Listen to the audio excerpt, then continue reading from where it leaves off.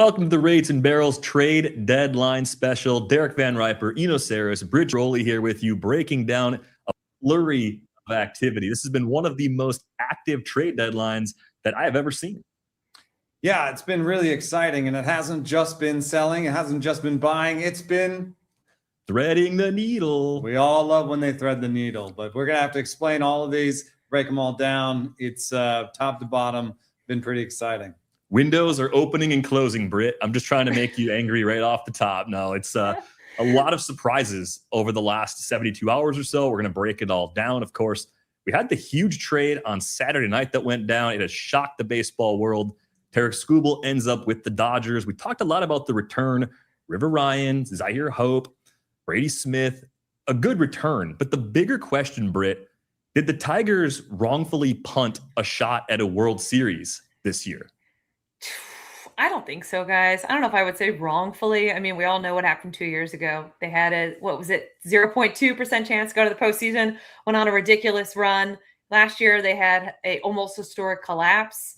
I think if you looked at the numbers, I think the days leading into that Skubal trade, they were like roughly a third were about the chances, like hovering in that 30% range to make the playoffs. I didn't check it the day of the Skubal trade, but they were trending down. They were not playing well. There was reason to believe that even if they got in, were they going to go deep? Did they have the team to advance to go to the World Series? And I think the answer to that is no. And I think Scott Harris did what so many front offices are doing now. And that is, instead of doing the slightly uncomfortable, push the chips in, he decided, you know what?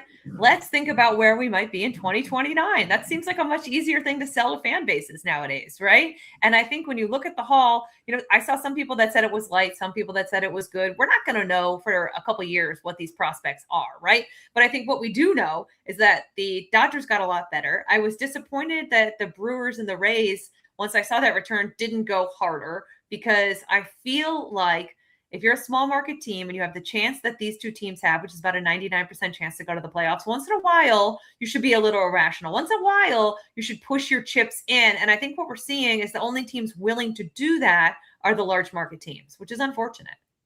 I mean, I think to some extent it has to do with the way that the playoffs are right now. If you are a division winner, you're trying to affect your World Series odds. We talked about how Tarik Skubal changed the Dodgers World Series odds from 25% to 30%. That's a lot for one player, because you are playing in the division winners pool. You're playing with, a bye. You're thinking about long, playoff series. You're not thinking about, short playoff series. Maybe we lose in the wild card round. So I think that does put pressure on all the teams that are in it for the wild card to kind of hedge their bets. Acquire people who will help them this year and next year, or pay not very much for little bit rentals.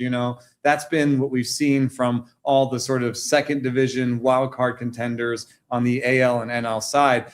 One nice thing is that the price has really gone so far down on those rentals that we've seen a lot of rental deals, and those are the ones that are really truly the furthest away. The only issue I would say about the Skubal trade is I think we might know pretty quickly if these guys are any good, because Hope is going to be in Double-A with the Tigers. He was reporting to Double-A, and River Ryan, once he comes back from this hamstring injury that has cost him most of this year, might even play in the major leagues this year. River Ryan's really interesting because there are these models out here that kind of look at the player prospect value, the player value, and they spit out, and they assigned River Ryan $100,000 value because he's 28 years old. And, if you do age at level, you're like, oh, he's not very good. The problem is he used to be a position prospect. He has great stuff. He has great numbers in the minor leagues. I think that $100,000 number is wrong, but it also is a bit of an edge case, being that old and being that kind of a prospect. So, I think kudos to the Tigers to getting guys that will probably help as soon as this year and next year. That's not something we've seen a lot of changing hands. Mostly it's been prospects that are further away. I guess the counterpoint, though, is that if our biggest critique of this Tigers team was that they needed bullpen help, that's gettable at the deadline. The prices for a lot of the rental relievers especially has been pretty light. And if you rebuild that bullpen, you think about how unlucky this team has been. By third order record, they're a lot better than the other teams in the AL Central. They had a horrible stretch when Skubal was on the IL. I think they had a reasonable chance to take control of the division if they left it intact. Now, it's easy to sit here and say they should have done it differently. Scott Harris has to keep himself employed, has to continue to build around Dylan Dingler, Kevin McGonigal, Max Clark, Riley Green. So they're in a position where they should still be good, especially in this division for years to come. And they maybe know internally that they're not going to get the money they need to extend Tarek Skubal anyway. So I guess I can explain to myself like why they did it and live with it. But from a fan perspective, I would completely understand Tigers fans being irrationally angry about how this played out. I mean, odds are still above 20%. I would say, why not buy one of these controllable relievers that's going around? Ryan Zefferjon to the Cubs.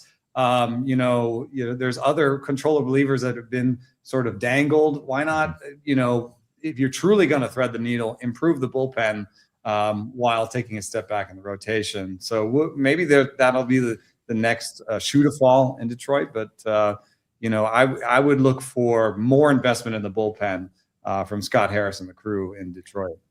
Yeah, I'm less disappointed in the Tigers, guys, and I don't know how you feel about this, Derek. As a Milwaukee guy, I'm more disappointed in a team like the Brewers, who I know small market teams have a little margin for error, but once in a while, it is okay to be a little irrational and to make a risk. They have the best farm system in baseball. And you have to believe, I know people have said like, oh, well, they need those prospects or they can't be good. Well, the reason Milwaukee has been good and Tampa's been good is they're good at drafting and developing and finding these talent better than other teams. So you have to believe, which is what AJ Preller in San Diego subscribes to, is I will trade prospects because I am better at finding them and developing them. And I think Milwaukee has that same attitude, or they should have that same attitude, but they don't have that. They don't under Matt Arnold, and really just in general, they don't have that like, let's put the chips in. I'm tired of Milwaukee going and not getting anywhere in October. And it feels like that's the kind of move that not only on paper makes them better, guys, but having been a beat writer for 12 years, I've been in those clubhouses. It's one thing to think you're good. It's another thing for your front office to be like, you guys are so good. We believe in you so much. We went out and we got Tarek Skubal for 2 months because we think you're going to be in the World Series. And I just am disappointed in both of those organizations for not pulling that lever. Tampa has a really deep farm system. And interestingly enough, the best attendance Tampa has ever had outside of their inaugural season was in 2009 and 2010. What did they do in 2008? They went to their first World Series. They went in 2020 as well, but the attendance is a bit skewed, obviously, because it was a shortened season. So my point is that fans will come out, you will make more revenue, and you will get people excited if you actually once in a while go for it and you stop settling for that, like, oh, we're going to be good and then we're just going to see what happens in the playoffs and roll the dice. Too many teams are playing for that like 85 win mark. And I think I personally was disappointed that we didn't see one of those teams land Skubal. So it's confirmed Dustin May doesn't make your keys jingle. So what you like the Freddie Peralta deal to the Rays a little bit more, or do you think that those are both kind of trading water deals? I think those are fine deals. They're much less risk averse, right? You had to give up a lot less to get a Freddie Peralta. Same thing with like a Kevin Gausman. Like those are fine. But imagine if the Brewers had Skubal. Just imagine that rotation. Same thing with Tampa Bay, right? And especially if you're the Brewers, I think, and you know that the road to the World Series has to go through the Dodgers. So now you have to face Tarek Skubal, right? And I just saw a bunch of like quotes from that clubhouse. And I guess Pat Murphy was saying the Rosary hoping they would get him. And like, they were excited. They wanted to believe that this organization was going to make probably the biggest move they've made in season since they got CC Sabathia in 2008. And actually, if you look at it, the Brewers drew over 3 million fans the next season in 2009. Like these moves have, I think, repercussions. They energize an area, they energize a team, a city, a fan base. And I just felt like this was the year for Milwaukee to do something like that. Well, I still have a little bit of time, an hour and 50 minutes to be exact. So clock's ticking. Reed Detmers is still out there. Maybe that could be an impact arm that they get. Also a lefty and someone they'd have beyond this season. So we'll see if anything comes from that. But I share the current position. I am disappointed that the Brewers did not get Tarek Skubal, given my rooting interest. Now, we've seen a lot of surprising players on the move. Jose Soriano to the Blue Jays was a domino that we thought could fall, but it didn't seem like it was contingent upon the Skubal deal necessarily, right? We expected Freddie Peralta and Kevin Gausman, some of the guys that have gone to get dealt, but Jose Soriano goes to a Blue Jays team that traded Kevin Gausman to the Cubs. So thinking about the future more than the present, the The Blue Jays playoff odds back on June 21st were above 50%, 56.4% to be exact. They've been down at 6% entering play on Monday, which is incredibly hard to believe given the talent they amassed, the run they made. This is a team that was one bad pitch away from beating the Dodgers in 7 in the World Series last October. What do you think about Soriano as an ad for this Jays team? I mean, he had a great start to the season. Eno has tailed off a bit over the last 12 starts or so. Is it a case where teams kind of caught on to the change to his pitch mix? Yeah, I mean, I think it was really good work for Mike Maddox and the Angels crew to, take his four seam, take his splitter, augment their usage, up his strikeout rate, and add strikeouts to what is otherwise a sinker-heavy ground ball package. That was great work. But if you look at the rolling averages, as you can see here, like his strikeout rate, Soriano's strikeout rate to start the season took a real leap forward. He was, close to 27, 28% at the beginning of the season. Over the course of the season, what we've seen is a drop in strikeout rate and a rise in ERA. I think it must be a little bit of teams getting used to that new scouting report. Now they know he's going to use the four seam. Now they know he's going to use the splitter more, and he doesn't have great command of those pitches. So if you do sort of keyhole him, force him into using those or not swing at those, you can get better counts. And we can see that that's had an adverse effect on Soriano. But, I think even if he returns to a level where he's kind of league average strikeout rates, you can even see in his rolling strikeout rate chart here that recently he's been around 23%. That's league average. If you add 23%, 24% strikeouts to a lot of ground balls, I mean, it's a little bit like a discount Logan Webb. It's a good player, and he has more velo than Logan Webb. So maybe they feel like there's another level they can access, or they can get him back to those 27 and 28% strikeout rates.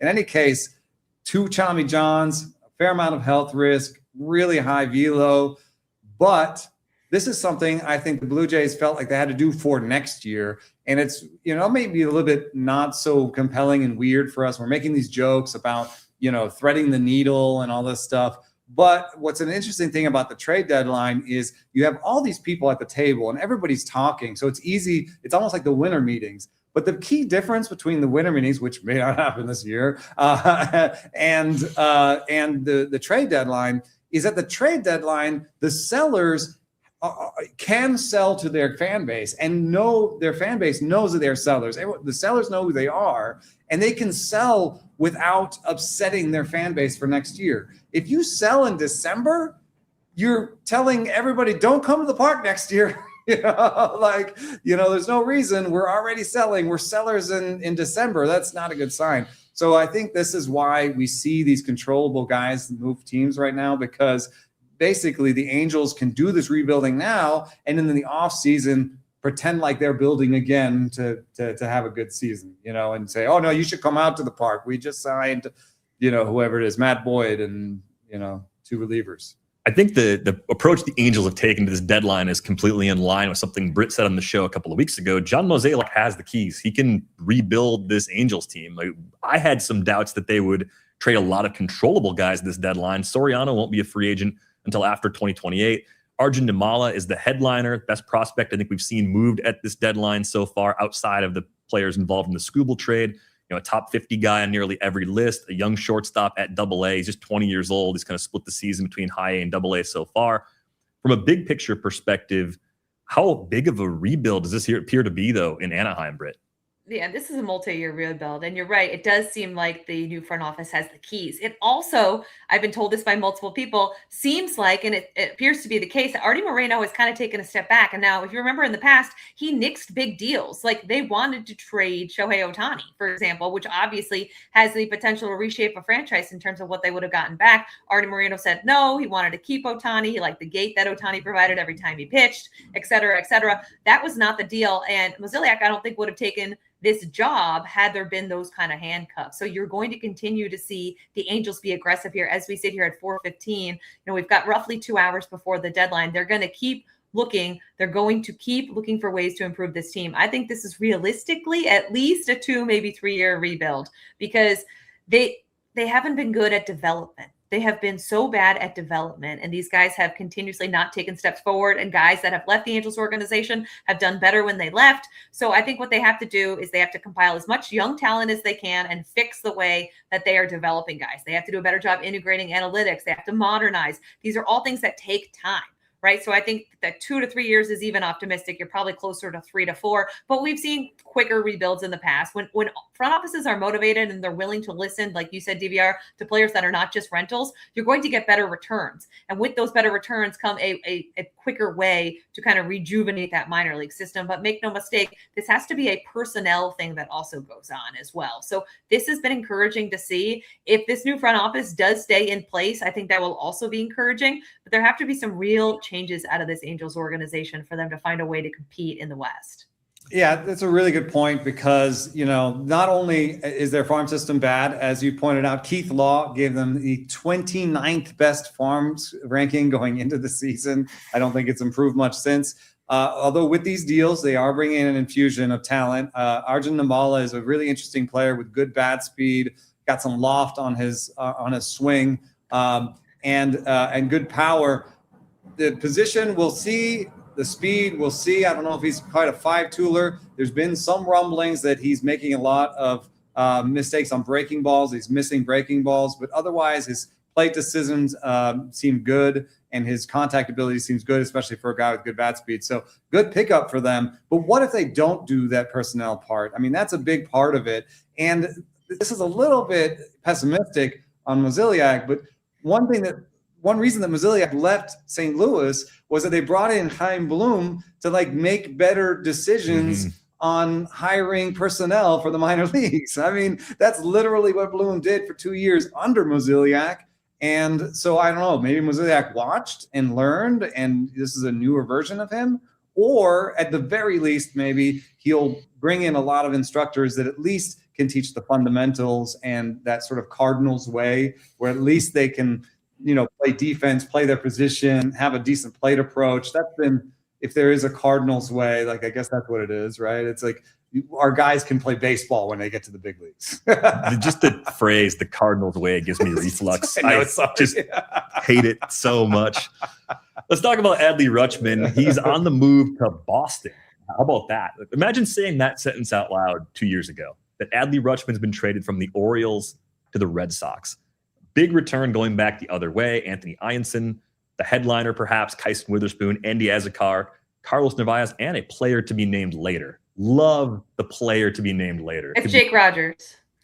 And Jake Rogers also included in the deal. Yeah. So. Yes. Okay. I believe that's the player to be named later, because they're going to have Narvaez catch. And so Basayo is still hurt, and the plan is to have Basayo, Narvaez as their primary catchers for now.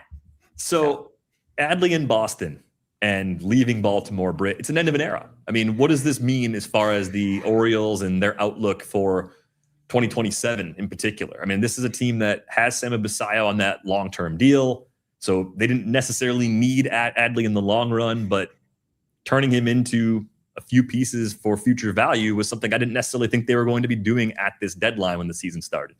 Yeah, someone sent me the tweet about the future value and said this is all this front office cares about, which might be true. I hope it's not true, because we have to graduate past the future valuation and get to winning. That's the whole point of the sport. People miss that. It's not winning the trade, it's winning.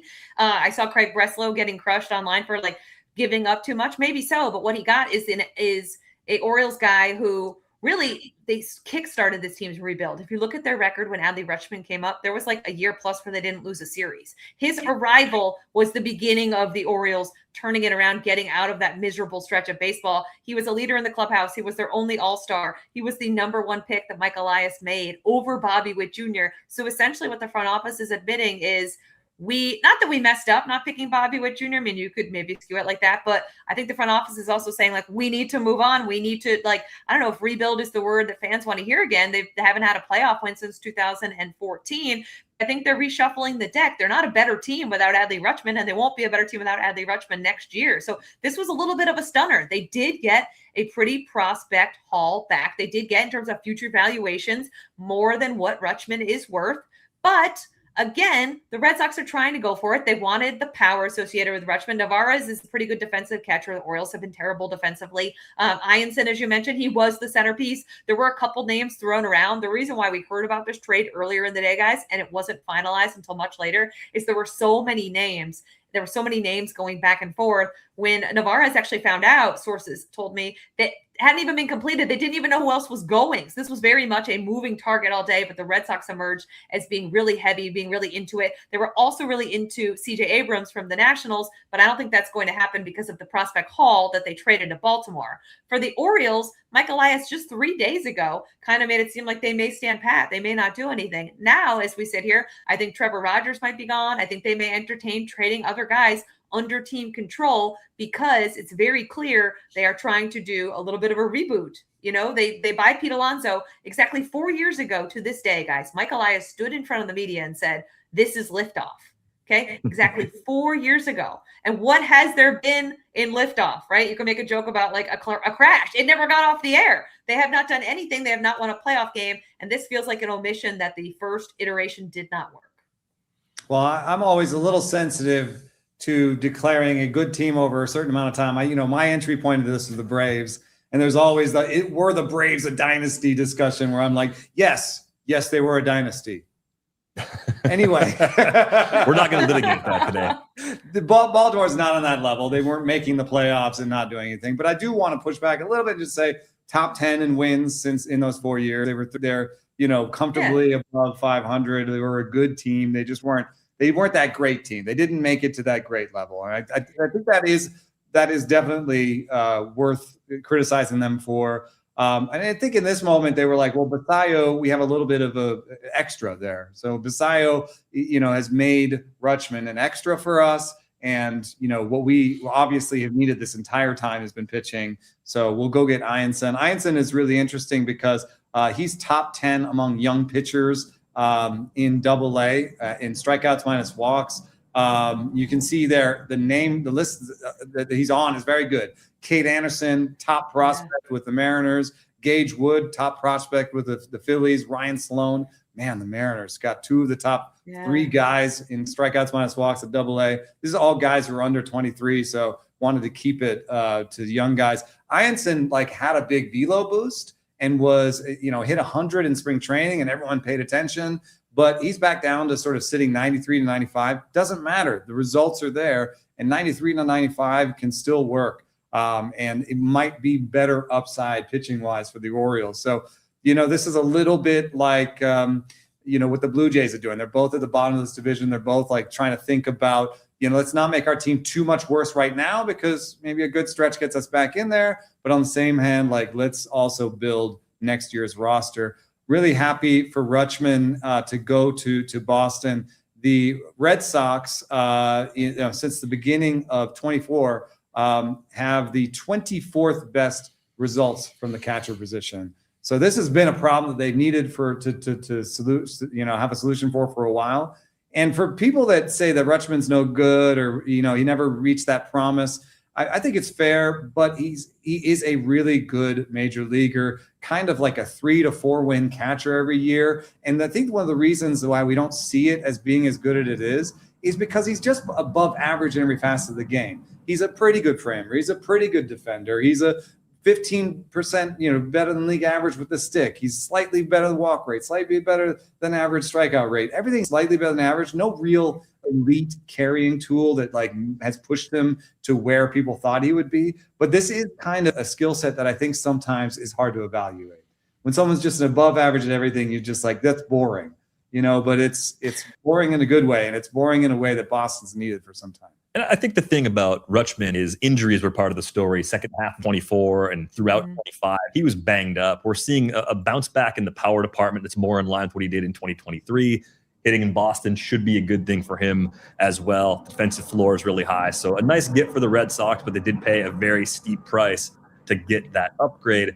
Let's talk about some of their pitchers that have been on the move. Freddie Peralta to the Rays. Mets get 3 prospects back in that deal. But is Peralta another guy, whose past dependence on elevated fastballs is problematic with the lower strike zone this year? I mean, he's had a brutal year with the Mets, lowest strikeout rate that we've ever seen. Command overall has always been shaky, relatively speaking, for Freddie Peralta, and it's been a problem this year.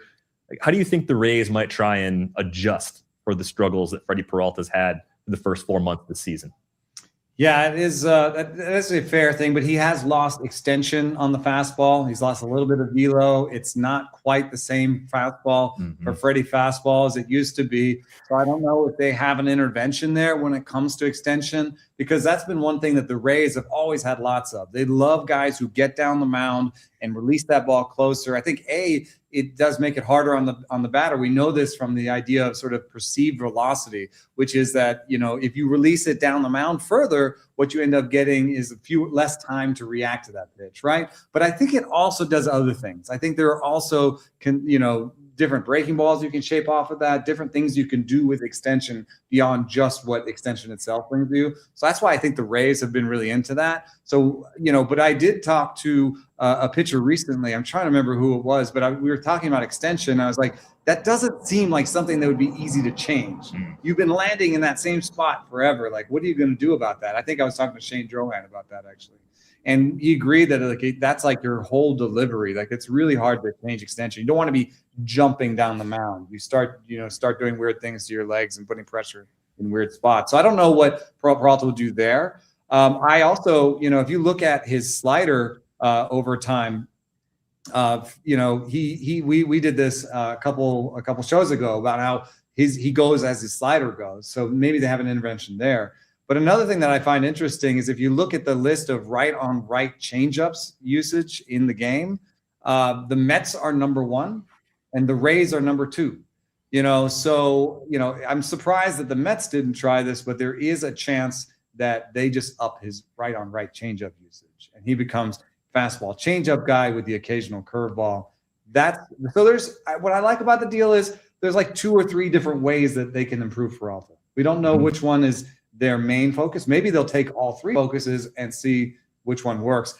One reason I'm a little bit worried is that the Mets have a really good pitching coaching situation, developing system in terms of like how they help pitchers get better. So I don't know. I would say the Mets probably tried all these things. The Mets are number 1 in right-on-right changeups. So I don't know that the Rays have the magic touch when it comes to Freddie Peralta is just going to go there and dominate after he's been terrible.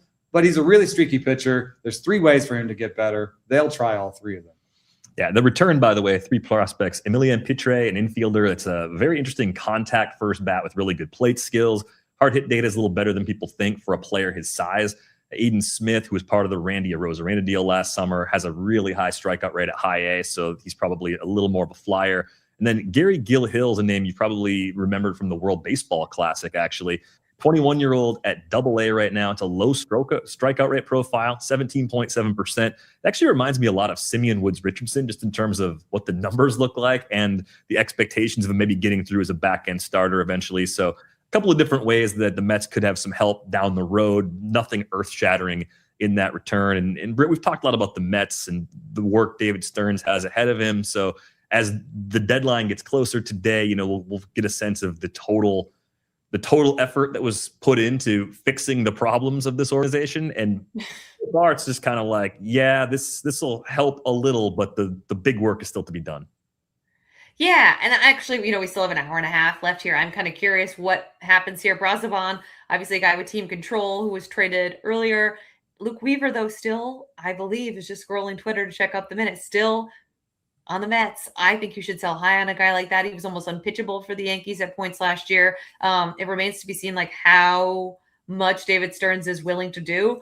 Again, like teams like the Giants and the Red Sox, it's not really a rebuilding situation there. It's not feasible. They're going to try to be better again in 27. But I do wonder, like, if you can't trust yourself to put together a cheap bullpen and sell these assets while they're high, I don't think that speaks to a lot of confidence. I mean, we see teams every year piece together bullpens on limited budgets that do a good job.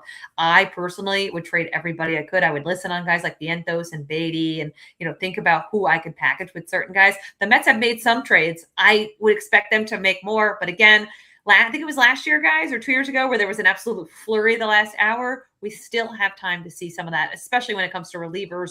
That tends to go up to the deadline. We haven't had it quite confirmed yet, but it looks like Weaver is going to the Pirates. The deal return is kind of interesting. Sammy Stafura is the shortstop they got for Brian Hayes. Mm-hmm. And I think the reason that you see, I once looked up twice traded prospects. They don't actually turn out to do that well. I think that's, it's like two organizations have given up on them basically, or said, yeah, you can have this guy. But I can see why somebody might want Stafura because he has an ISO that starts with a 3 right now. So that's isolated slugging, it's your slugging minus your batting average. He has a lot of power. I guess the problem is that he also is striking out 30% of the time. It's kind of a weird package. I think if all things go well, like you might get an Adames-like package out of this, where it's a little bit higher on the strikeout rate, but some good power for a middle infielder. But when you're running 17 and 18% swing strike rates in high A, there's the risk that you are not a big leaguer. So that's why Stafura's moving hands a couple times. But for Weaver, do you think he steps right in and becomes the closer? I kind of think so. We've been talking about how Gregory Soto is, a sinker slider guy that, sometimes has trouble against righties. Mason Montgomery has not stepped forward to take that drop. Camilo Doval is interesting, but he, has a problem getting lefties out, conversely. So, is Weaver the guy with the fastball and the changeup, the guy who's best able to get both hands out and be dominant? He doesn't quite have the stuff and the strikeout rate of a regular closer, but he does seem maybe better fit for the role than anybody else in that pen. We've said that at times about David Bednar over the years. So I think that's sort of like a high-end, like back of the top 10 sort of closer profile that Luke Weaver offers them. You pair that with the Doval acquisition, the success Mason Montgomery's had more recently, moving Soto into more of a setup role. All of those things seem like good quality depth sort of moves, even if you couldn't get someone to go completely over the top. Maybe they're still looking for one more lefty here in this last little while, but it seems like the Pirates are having a decent deadline so far. Let's talk about the Cubs. Kevin Gausman gets traded to the Cubs on Sunday night. Brett Bateman, Ty Suthensen, the younger brother of Tate, the better prospect of the two brothers, is in the Atlanta system. But here you go. Kevin Gausman goes to the Cubs, and it's been a down year for Gausman too, much like Freddie Peralta, maybe not as extreme on the downside.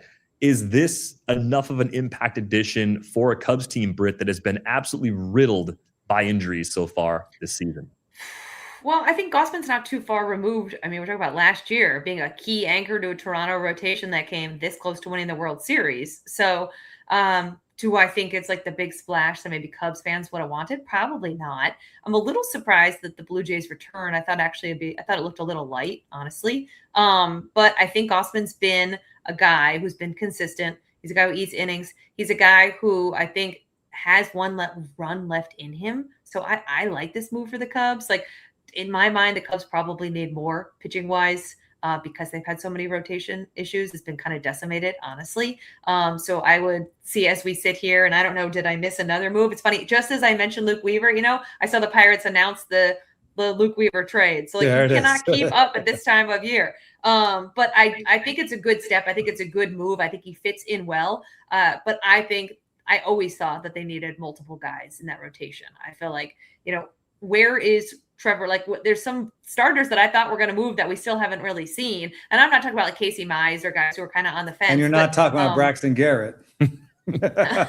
He also went to the Cubs, but I think that's minor league depth or something. Yes. I'm talking about for the rotation right now. Yeah. Like if Baltimore is selling Adley, where's Trevor Rogers? Shouldn't he be somewhere else? Yeah. He's a guy on an expiring deal. That seems like a Cubs pitcher right there, Trevor Rogers. Another possible Cub, yeah.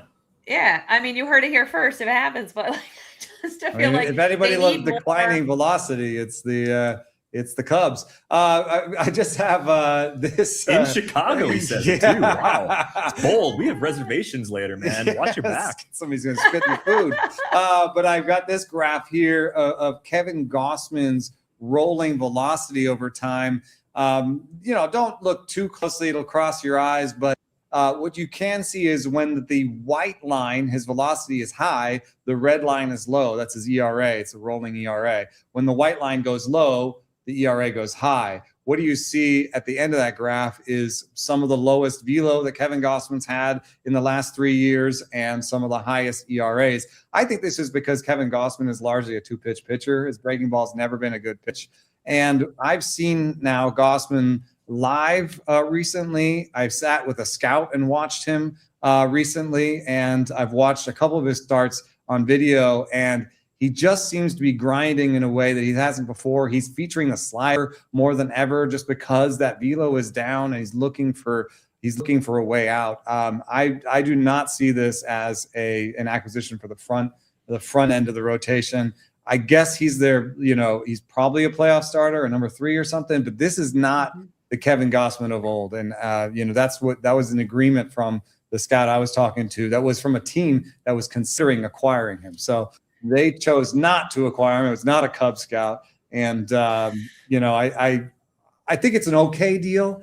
You've said in the past that you like the Cubs' approach to pitching. I've never said that. I thought you did. No. Are you kidding? Wait, do you guys agree that you need I was another saying pitcher? it as a fan of a different team in the division. I love it because their pitching approach, it's not flamethrowers that you're worried about. You were saying that as a Brewers fan, basically. Look, I was going to ask both of you, do you think the Cubs lean too heavily into the fact that they've got what appears to be the league's best defense on the field, right? So you say, we phenomenal defense. We can turn more batted balls into outs. So we don't have to go to the very top. Yeah, but then you go to the playoffs A's. and balls in play are home runs, and you're facing Aaron Judges instead of mixers or whatever. I mean, I just think it's part of the philosophy there because they're built that way. So they don't feel that extra pressure to go up and get the best available pitcher. But this has been a thing Britt's been talking about. I also feel like a real risk aversion there, and it's like, Edward Cabrera, that was a decent trade that they gave up Owen Casey, and that could be the risk that he's an everyday player and they wish they had him later, But other than the Edward Cabrera deal, most of this has been, lesser acquisitions. Don't have to pay that much for David Peterson. You don't have to pay that much for a rental Kevin Gausman, and you're hoping that you catch lightning in a bottle, or it fits with your defense really well, or and instead of shopping at the top of the market, they're shopping. But this is kind of funny because they do this even on the free agency. Like they've got a lot of like the third or fourth most expensive deals signed in an offseason, that Dansby Swanson level, that Seiya Suzuki level. And it's kind of worked for them on offense because they've built this great offense. It's a great offense, But I think they've taken that same approach to pitching. And I'm like, I don't know. I think you should shop at the top or the bottom of the pitching market. The middle of the pitching market is just kind of boring, and it doesn't lead to the greatest outcomes. I don't think. Yeah, I think, guys, it's just a symptom of most modern front offices now. It's like, well, we don't want to do too much because that's how you lose your job, right? Yeah. But you want to act like you did something. So yes, it's a lot safer to go for the Gausmans and the Freddie Peraltas than it is to mortgage your farm system on 2 months of Tarek Skubal. But say you're in Game 7 of the LCS, who do you want on the mound? Gausman, Peralta, or Tarek Skubal? So you kind of have to pick your poison. But I think we live in a world of efficiency and future valuations. I was told by an executive a few weeks ago that those trade grades we see immediately, like the future valuation versus the other, there are multiple front offices who live and die by that. Will not make a trade that looks like it's lopsided because of future valuation, which is like an absurd way to think. But this is where we are with baseball in 2026 with most front offices. And I agree with you, because what ends up happening is you think you're smart by your model. You look good by your model. I've heard this from people. Like, I will talk to an analyst who'll be like, "Well, we won that trade by like $60 million on our model," and I'm like, yeah, there are other models that say you lost it. You know what I mean? And so if you get too beholden to your model and you don't see outside of that, then you make these deals that, and then you go online and there's like a Twitter bot that says like, yes, they lost this deal by $30 million. That's the thing they watch. Yes, that's it. Yeah, right. And that one's, I think, terrible. That's the same one that gives River Ryan like $100,000 value. It's like, you're only like with these models, like I think it's something to look at, and I would spend a lot of time trying to make the best model. I'm not saying I wouldn't do that. I would totally want to have the best model, but I wouldn't be like, we do everything based on that number. It's almost like the AI in the dugout, right? Like, I wouldn't want my managers being like, well, the AI said I got to take this pitcher out. Come on out, So I wouldn't do the same thing and be like, well, we won this deal just based on this plus minus number and prospect evaluations, because prospect evaluations, depending on what you feed into it, can be widely variant. And so, the error bars on those things are like, you're like, what is Arjun Nimala's true value? It's very hard to take prospects at single A or high A who look great and have all the tools and confidently say, this is all going to translate against higher levels and the highest level of competition, right? And it's so far away. I think sometimes the future gets overrated at the expense of the present. And I think that's why I've still been bitter towards the Tigers for their decision making. You're in a position to be good beyond this year, regardless of what you did. Maybe you're in a better position for the future now, but you're in a worse position for now. Well, this is a good transition to our next deal, which is here's a team that doesn't care about these things. The Phillies. Live in the now. They live for the now. We love that about them. Do we love this trade, though? Luis Arias to the Phillies, which pushes Bryson Stott to third base. And Bryce to the outfield? Yeah. Alec Boehm to first base and Bryce Harper to the outfield. This feels a little bit like the Mets, where they're like, oh, yeah, they're getting better at 3 positions because they're moving everybody. It's going to be good. It's going to be great. The Phillies, by the way, have the third worst or fourth worst infield defense in baseball this year. Do we think this makes them better at defense than the sum? It just wasn't about that. I think this is a situation where you want what Luis Arias brings with his bat. Of course, a contact hitter, provide some counterweight to some of the slug you have at the other end. Kyle Schwarber being an extreme guy that does a ton of damage, but does it with some swing and miss. So kind of fits more into the lineup diversification conversations we've had, where you want to be a little more pesky in certain spots. But it could be a disaster for them defensively. Bryce going back into the outfield, is he going to be a little below average? Is he going to be one of the worst defenders in the game? Is he going to actually hold his own and be better than we think? We saw Mookie Betts make the move from right field to shortstop and do it better than anyone probably could have projected. And that was with confidence in Mookie being a kind of a fluke athlete, like a freak athlete in so many ways, where you're like, he could be fine, but he was phenomenal. Is Bryce going to be a problem out there? Is the whole defense going to be a problem for this Phillies team? Yes. And let's keep in mind, I don't want to spotlight anyone terribly, but like that was the reason they lost in the playoffs last year. Like, remember that play? Mm-hmm. So yes. again, don't spotlight anyone, but like, I feel like bad defense in the playoffs shows up no matter what. Don't you guys? Like, you could be the best pitching staff, the best lineup ever. I feel like defense in October always shows up. You give a team an extra out and all of a sudden, like, the series turns. It doesn't feel like remember the Yankees World Series against the Dodgers where they were booting the ball over everywhere? It was a laugher. Like, those show up. So I think Arias is a great addition in terms of like what he can bring contact wise, but it wasn't a good fit. And like, yeah, you can make the case that sometimes the deadline, you don't always go for the best fit. Luis Garcia Jr. to the Yankees isn't like the best fit, but this felt like jamming something into like like the Rubik's Cube. This felt like, okay, we're not moving one person out of position. We're moving this guy here and this guy here and this guy here. And it's all going to be fine while we try to compete deep into October and run it back one more time with this aging group. To me, I know Dombrowski likes to wheel and deal, and he's not afraid of risk, unlike much of the league, which I do commend. But I just am not sure this was like the best spot for Arias to go. Though it is nice, he gets to continue to compete for an NL batting title because he stays in the NL. It's nice for him. I just don't know if this is the best fit on paper. Arias is, really had a great April. Since then, he's been more above average with the glove than elite. So I do think that the year-long numbers are obscuring the fact that he's more like closer to average, on top of the fact that you actually need about 3 years of defensive numbers to have a great sample to talking about that. So I would, if I'm projecting Arias going forward, I'm still projecting to be worse than average with the glove. Now you're taking Bryson Stott, who had an iffy arm for second. You're putting him at third. He would have the 28th best arm strength at third base, when he goes to third base. They've been trying to move Alec Baum to first for a while, and maybe you end up just doing some more defensive-friendly alignments where Baum is not in the lineup. Maybe he becomes a wrong side of platoon guy. I mean, there are some options here where some of these guys lose out. Like Baum, I think, could end up being a loser in this trade. Because you will have some times where you're ahead in the game, or you want to have a defensive friendly alignment for a game for whatever reason. And in that case, I think you still want Stott at second, maybe a Rise at first. So it is going to be an interesting thing. But I do like, from a lineup diversity standpoint, I like what you were saying about Kyle Schwarber and Bryce Harper having more of a kind of patiency and slug approach. And then putting, Luis Arias in the mix is just to move those guys along. And what you really want is Arias, I think, in the 5th or 6th slot. And what you really want is him to come on base with like 2 or 3 guys on and no outs. Mm-hmm. Just put that ball in play and score some outs, score some runs. Do that in the playoffs when 1 run or 2 runs could be everything.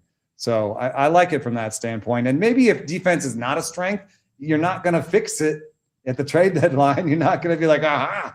We just got, I guess you could have, what's the option otherwise? It's like Brenton Doyle in center and, maybe get Neto and move him somewhere.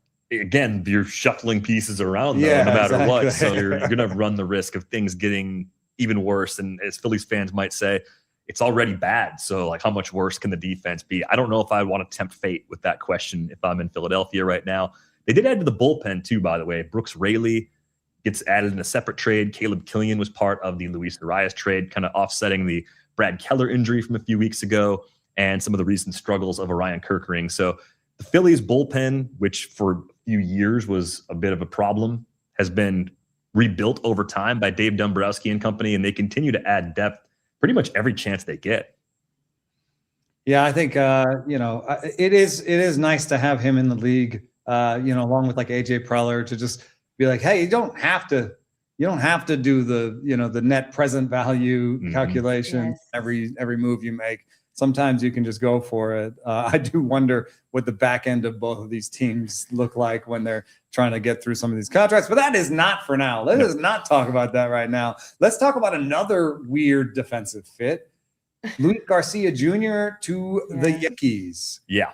This is really weird. A good return for the Nats. Jake Bird, kind of a buy low reliever. Yohan Cruz, who might be the best reliever in the Nats bullpen the first day that he suits up for his new club.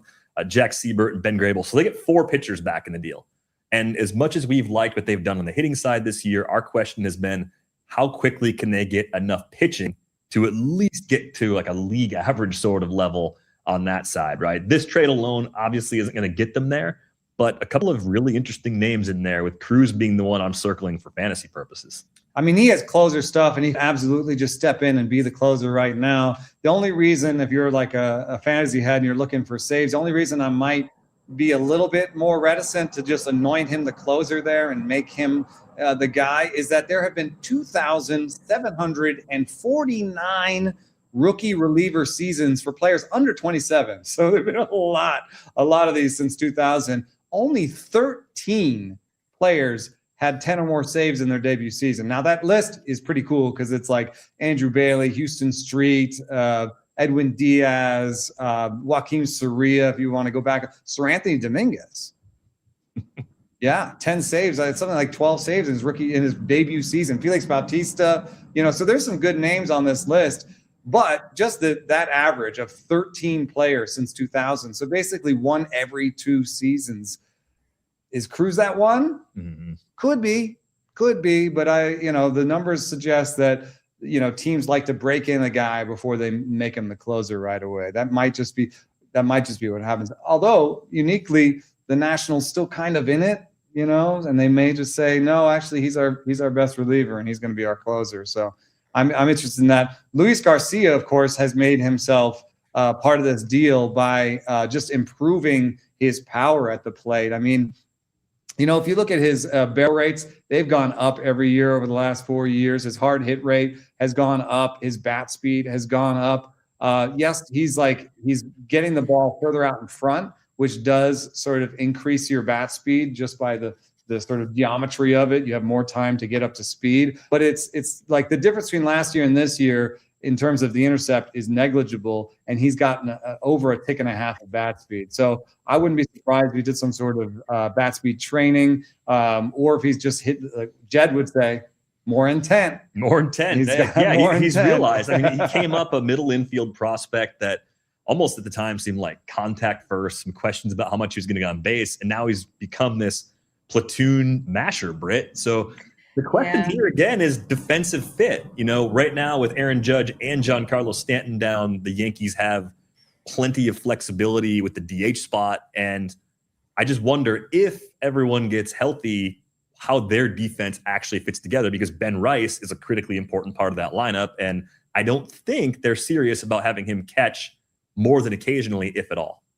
Yeah, agreed. I want to have one quick point about Luis Garcia, because he came up in 2019 when I was in DC, and he quickly went from like, he was this top talked about prospect, kind of the next guy in line after Soto had come up. And it looked early on like he was maybe not going to be that guy. And credit to him, as you said, improving that bat speed, getting better and better, turning himself into one of the better offensive players in the NL, and also quickly became like this undisputed team leader in there, guys. So I think when you look at the career arc for Luis Garcia Jr., for a while, it looked like he was never going to live up to those expectations that they had for him in DC. He did all that. And of course, the Nationals are in it, but they really realistically need an entire new bullpen, I think, to be competitive in October. So while the return is nice, while they're still going to go for it as much as they can, I understand Paul Taboni and the Nationals trying to get some pitching because they are so light on pitching as it stands right now. So as for the Yankees, they're in another interesting spot.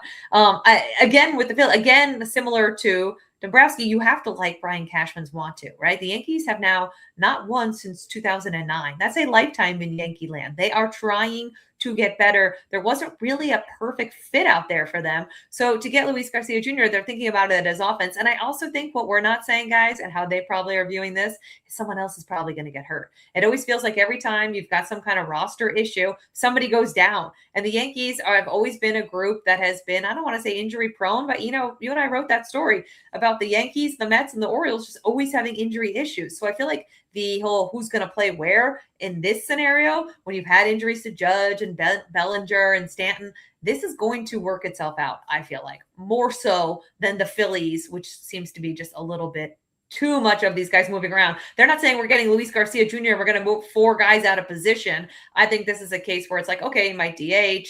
Okay, someone might go down with an injury. Judge may not come back. We've talked about this before. Like, it is so weird not knowing what the future is with Aaron Judge, not having like any definitive timetable on him, unless that has changed. I haven't seen anything that has said. So, I think this is a case where you get him because you need the offense and the rest works itself out.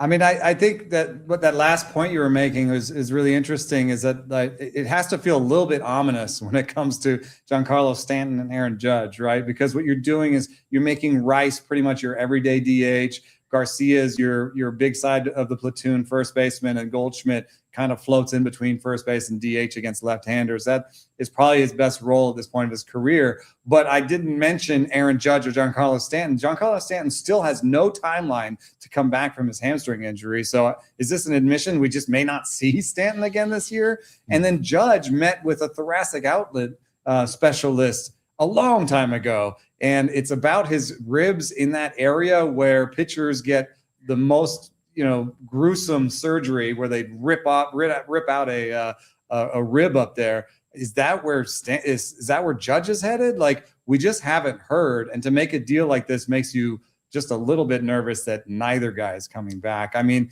they could always pull a Braves and win without Judge. They do have a really good staff this year, I think. And they've been making it work on the offensive side, and Garcia is definitely going to help them in that way.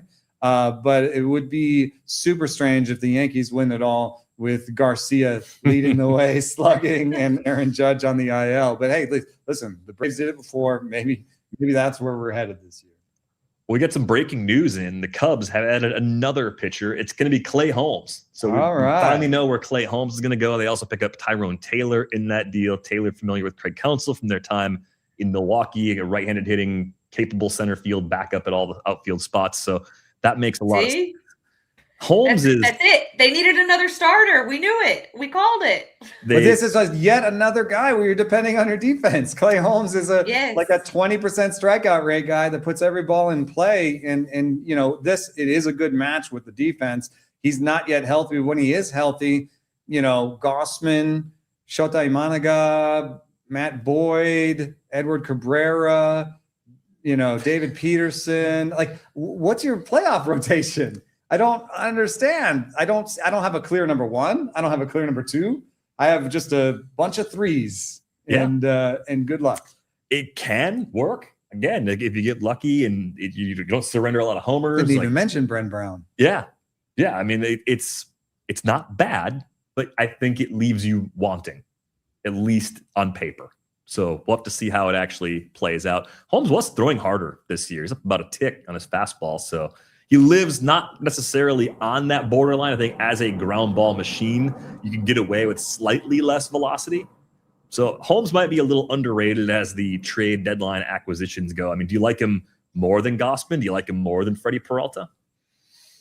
I like him more than Freddie Peralta. Maybe the problem is that we haven't seen, we don't have like proof of health yet, but it is a leg, It's only a leg. It's only a leg. Don't need any legs for pitching. Nope. No, I didn't say that. Don't drop quote that. That got clipped. Yeah. I think theoretically I might slot him ahead of those guys, at least because when we last saw him, he was like, frankly, a better pitcher than those two guys have been recently. So, I don't mind it on its face. And in fact, when it comes to the end of the season, what if you do end up having, 6 guys, healthy for a postseason series that are your starters? What if you can just go 3 innings with each, and make each one of them better? Gossman for 3 innings, probably pretty good, and then Gossman going into, a Matt Boyd, like, okay, now you got righty lefty, you're playing havoc. Like maybe what they're headed for is a little bit of that Detroit Tigers, what do they call it? Team chaos. Pitching chaos.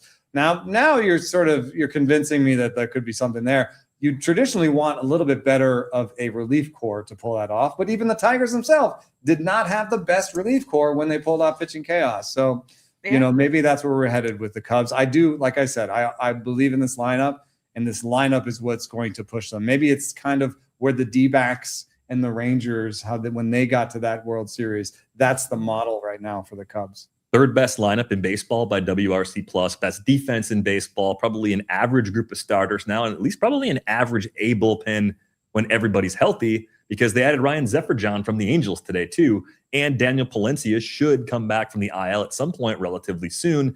We saw how important he was. I mean, he was being used in high leverage, almost middle of the game spots last year in the playoffs. So they were pretty flexible with when he entered the game. But if you get this team back to full strength, the pitching looks a heck of a lot better. Yeah, that is true. And I guess Zephyr-John will close in the short term. Maybe Jacob Webb he's been doing a great job. So like maybe they'll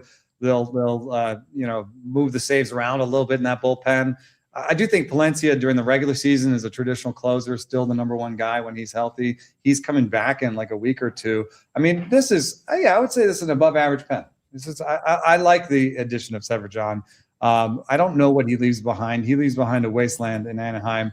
I guess it's Sam Bachman, or we're going to get back on this train where we're trying to figure out the Anaheim bullpen. Let's save the Angels bullpen for another day. There's another deal involving the Orioles, Britt. Before we let you go, we're going to be around until after the deadline tonight. But Tyler Wells is headed to the Rays. He had been picking up saves recently for the Orioles, still has 1 year of control left after this season.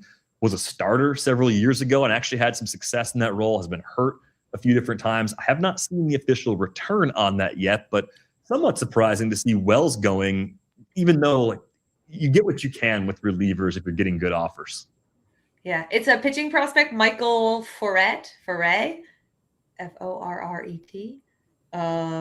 He was included in the Shane Baz deal last year. That trade tree keeps growing branches that are back under the original tree. Yes. But Tyler Wells is a great Rule 5 success story for the Orioles. Interesting now, the Orioles have made 2 trades and they've both been in the division, which you don't often see teams make, but I guess you're just going to get the best deal that you're going to get. I expected Wells to be a guy who got some interest in him. Again, still waiting on Trevor Rogers to go somewhere because he's on an expiring contract. But, you know, I think anytime you trade with the Rays, I get a little nervous because the Rays seem to always win trades, right? You know? And I think we have a precedent for this one. Brian Baker just happened. Yes, that's right. And Cade Povich is crushing in the Rays minor league system. That he was part of the. What was he part of? I wondered where he ended up. He's with the Rays. Oh no! Yes. and like I actually think that the Wells transformation might mirror the Baker transformation. If you look at it, he only throws 15% right-handed changeups to right-handers. Changeup is his best off-speed pitch, and so I think Tyler Wells is going to double that number. I think you'll see a strikeout rate go up, and I think he'll be an eighth inning option for them. I don't think he'll take over the closer role because Baker's been really great, but I think they'll just follow the Baker book there. Another interesting deal out of Baltimore is Ward, Taylor Ward to where's he going again? He's going to Seattle. Yeah. Yes. And I won't say the nickname here. The Discord has a nickname for Taylor Ward. It's a little rude. Not gonna do it. But I will point out that his bat speed over time, Taylor Ward's bat speed over time, has a really interesting annotation to it. So if you look at his 10-game rolling bat speed going back to 2023 when we first started having this number, he kept it at sort of slightly below average for a while. Then he was hit by a pitch on April 13th, Taylor Ward was, and his bat speed cratered. I mean, it went down to like 61 miles per hour for a while. That's like worst in the big leagues, that kind of a number.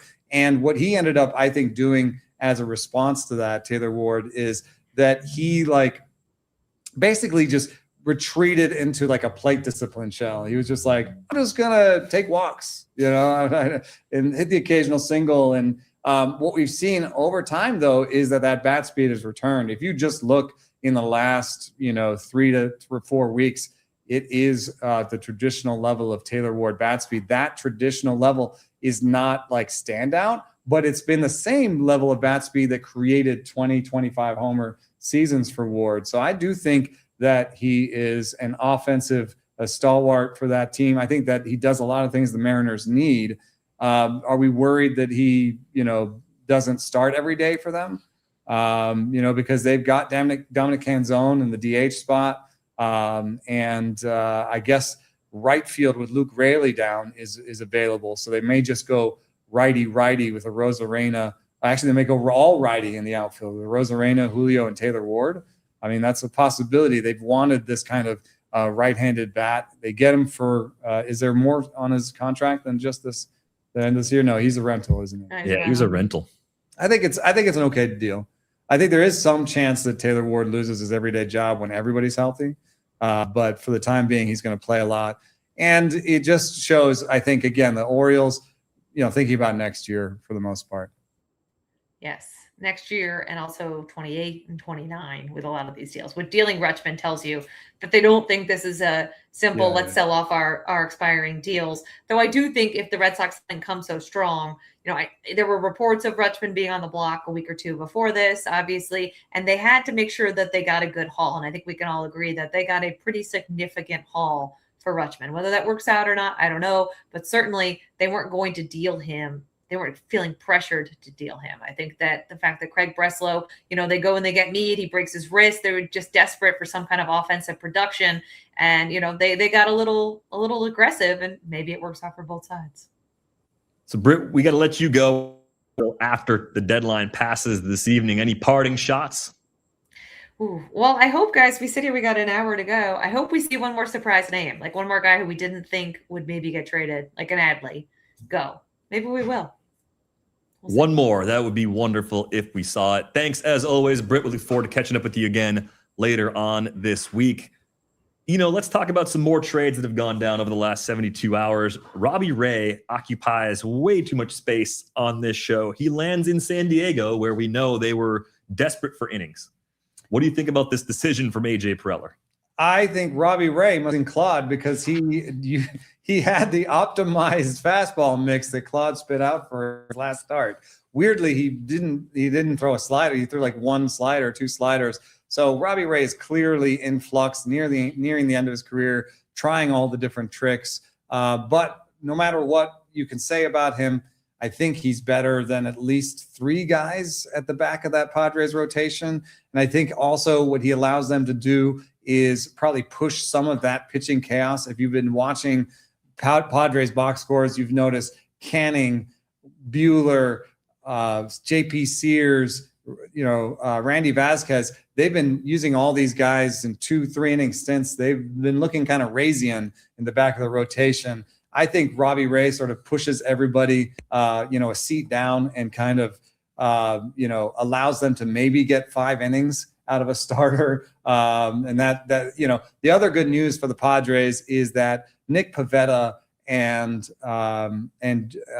Joe Musgrove are both nearing rehab starts. So, those guys are going to come at some point, and if they make the playoffs, they'll be huge for them in any playoff series because they'll be better than anybody not named Michael King in that rotation. So Robbie Ray is a get you there guy that can go into the bullpen, and he's better than most of their starters right now. So I think it was a good idea for them, even if I remain a little bit skeptical that Robbie Ray's top line stats are who he is right now. A couple of really far away but interesting players going back to San Francisco in that deal. Joniel Hernandez, a 17-year-old shortstop from Cuba, got a $1.4 million signing bonus back in January, and Miguel Mendez, who was a top 5 prospect in that Padres system. But it really feels like the Giants are stuck in the 2 timelines world right now. We'll see what they do, of course, over the offseason, but there's a young, faraway core that you can get excited about. It's just not the position you expected them to be in. Miguel Mendez actually lives in this place that you're talking about, really interestingly, because they've been trying to keep him as a starter, and he doesn't really quite have the command of all his pitches. And, if they turn him into relief, he could be, an immediate back-end reliever for them. So you can kind of see what the Giants think of themselves and what the Giants think of whatever their quote-unquote window is by how they treat Miguel Mendez when he arrives in their system. If they immediately turn him to relief because they want him to be in the bullpen next year, then I think we'll know something about how much urgency they're feeling in San Francisco and what this deal was about. But yes, they do get a faraway shortstop, teenage shortstop. So on some level, they were willing to take the upside risk rather than focus exclusively on guys who are in AA and AAA and can be ready to perform right away. We talked a lot about the Rays over the last few weeks and the unique approach they take as an organization with catching. They made a deal to get Liam Hicks. The familiarity between Peter Bendix, used to work with the Rays, now head president of baseball operations for the Marlins, going to deal with his old club. Always interesting when that happens. Nice combination of players going back the other way to Miami. How do you think Liam Hicks fits in Tampa Bay? I think that they've been looking for an everyday catcher, and they've gone through more names than anybody else in baseball since 2000. They've had 106. And of course, this isn't fully accounting for players that changed hands. They have, multiple teams in 1 year. This is only players that stayed with the Rays in 1 year. But they've had 106 unique catchers since 2000 began. The Giants are second with 94. I think that's been a lot of guys where it's their second catcher. You've seen their second catcher just kind of be a revolving door in San Francisco. For a long time, that was Bailey. But the Mets are up there. The Mariners and the Twins have tried all these different catchers. They're basically like a waiver wire mill where they've tried, right now it's what is Fiducia. They got off Hunter Fiducia from the Dodgers. The Dodgers. I thought he was a Yankee at some point. They've gone through this. I think that they're hoping that Liam Hicks is a guy that they can have for more than 1 year, and they can kind of just install.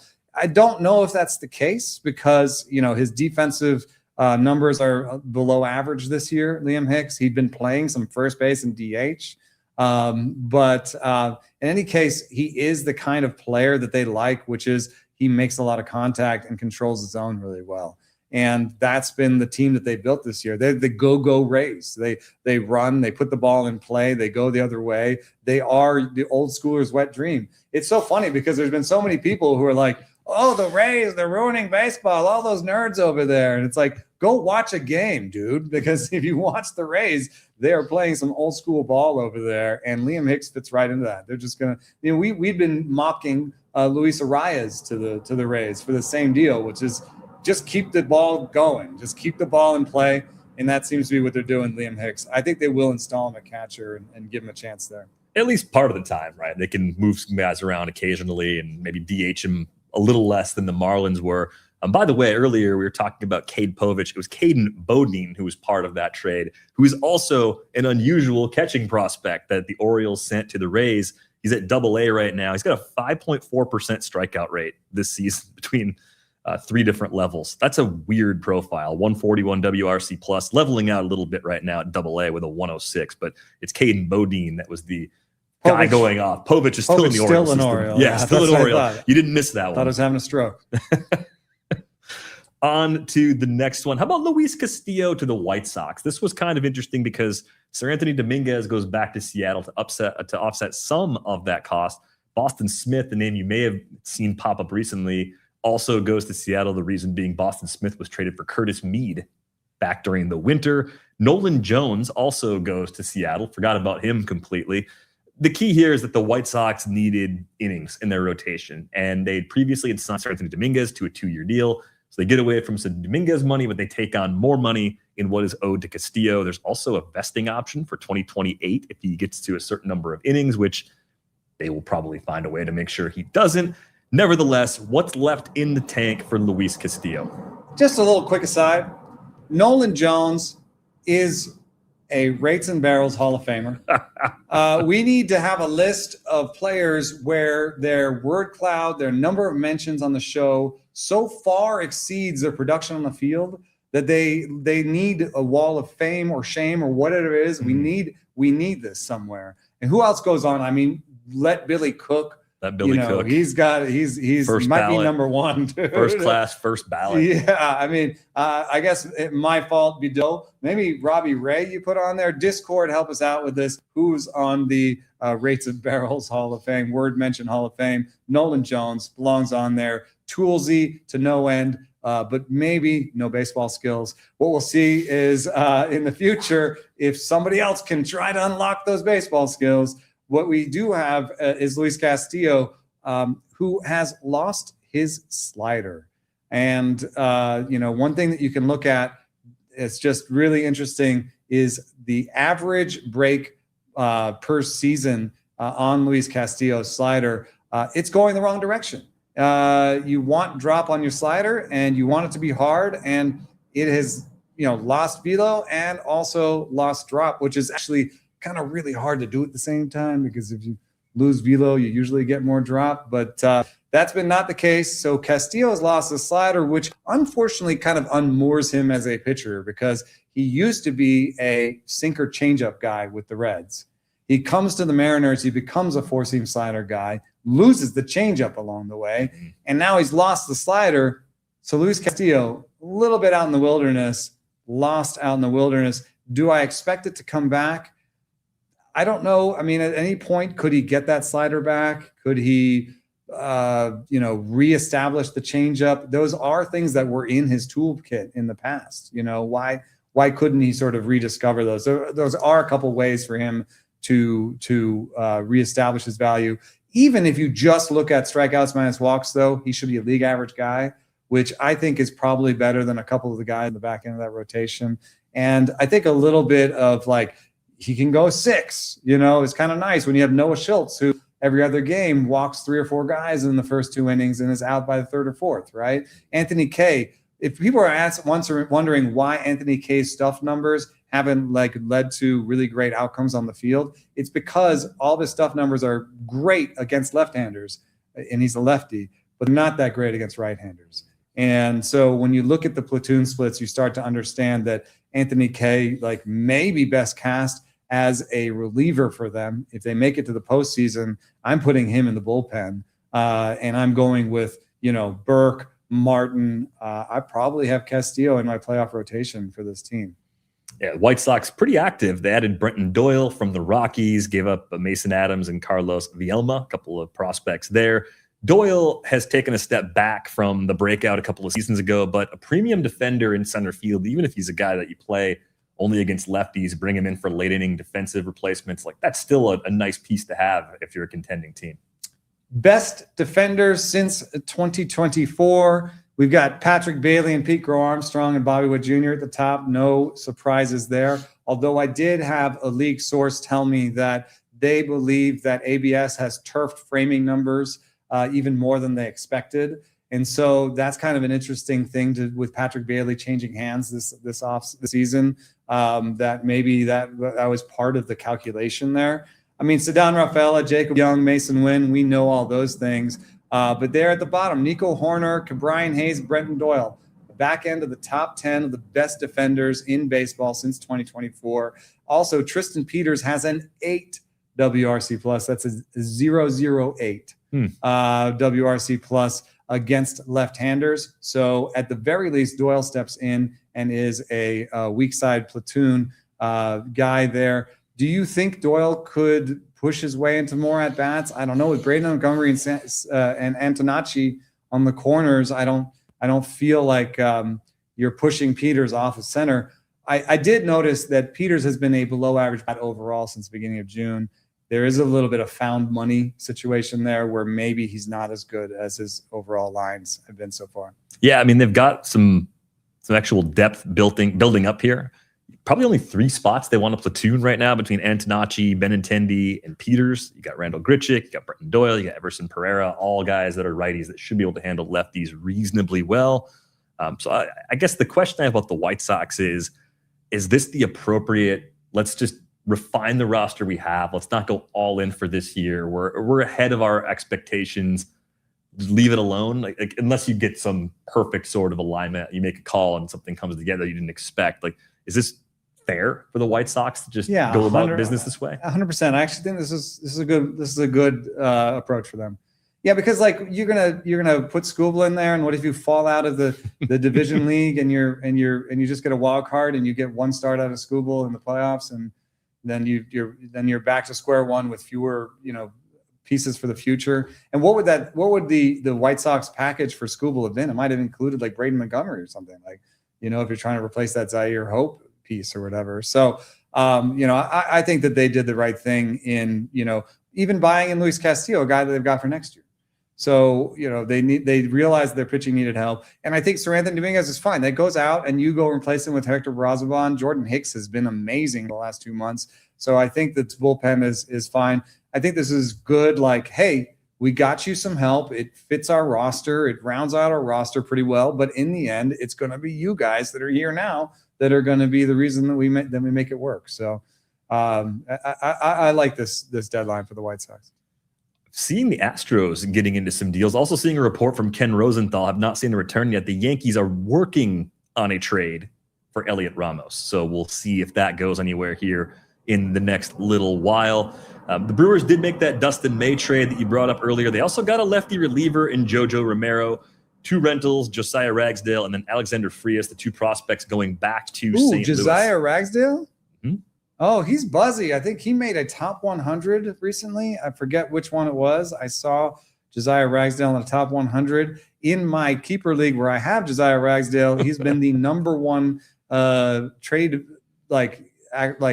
part, I don't know, what is it? What do you say? Trade piece? Like people have been trying to get him off me. Mm-hmm. What's interesting about Ragsdale, 22-year-old left-hander, he has been putting up legit power numbers. He has a 406 ISO in AA right now. He does have a fair amount of swing and miss. However, his 29% strikeout rate in AA only goes up against an 11% swing strike. So you could actually suggest that his strikeout rate will normalize. He is great. He makes great plate decisions. He walks a lot. He has speed. I saw Fangraphs describe him as a twitchy guy, which I actually like. I like. You'd twitchy. Like when Twitchy shows up in the scouting report? I like twitchy. So, this is really interesting. So he went to the Cardinals.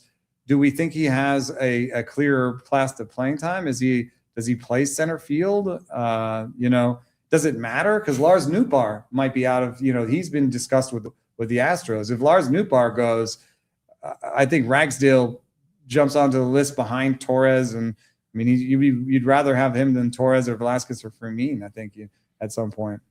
Yeah, the questions around Ragsdale, at least entering the season, were around the hit tool. We're seeing that so far at AA. It's a 29.4% strikeout rate, but he's popped 12 homers in 26 games. That's why he's popping up on hot sheets. That's why you're getting offers for him in keeper and dynasty leagues. But given the depth of that system, if you see two guys that are going to help you right now, I think it makes sense for the Brewers to go ahead and add May, add Romero. I think left-handed relievers in particular are going to be very important again in the playoffs. It seems like a lot of the smaller moves you see are designed to make you better against some of the mashers you're likely to run into in October.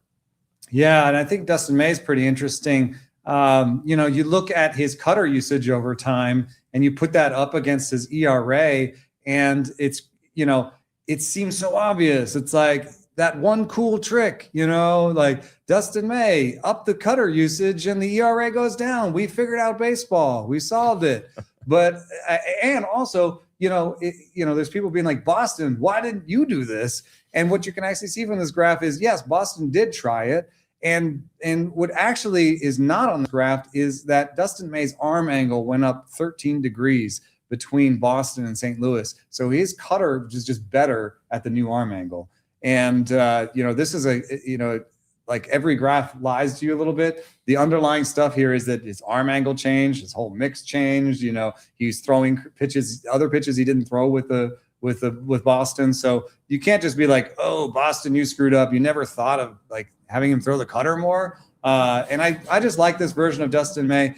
It seems mercurial. Like there is, like, if you look at his game log for Dustin May, like it kind of goes in and out sometimes. He's had some great games recently, but he's also given up 5 runs in 5 innings to Arizona, 5 runs in 2/3 of an inning at Atlanta. So I don't know what that is. I would suggest that the Brewers have identified something he's doing in those bad starts. The one thing that I think the Brewers are class at that people don't realize is just game preparation, and just not only like they're great at fastballs.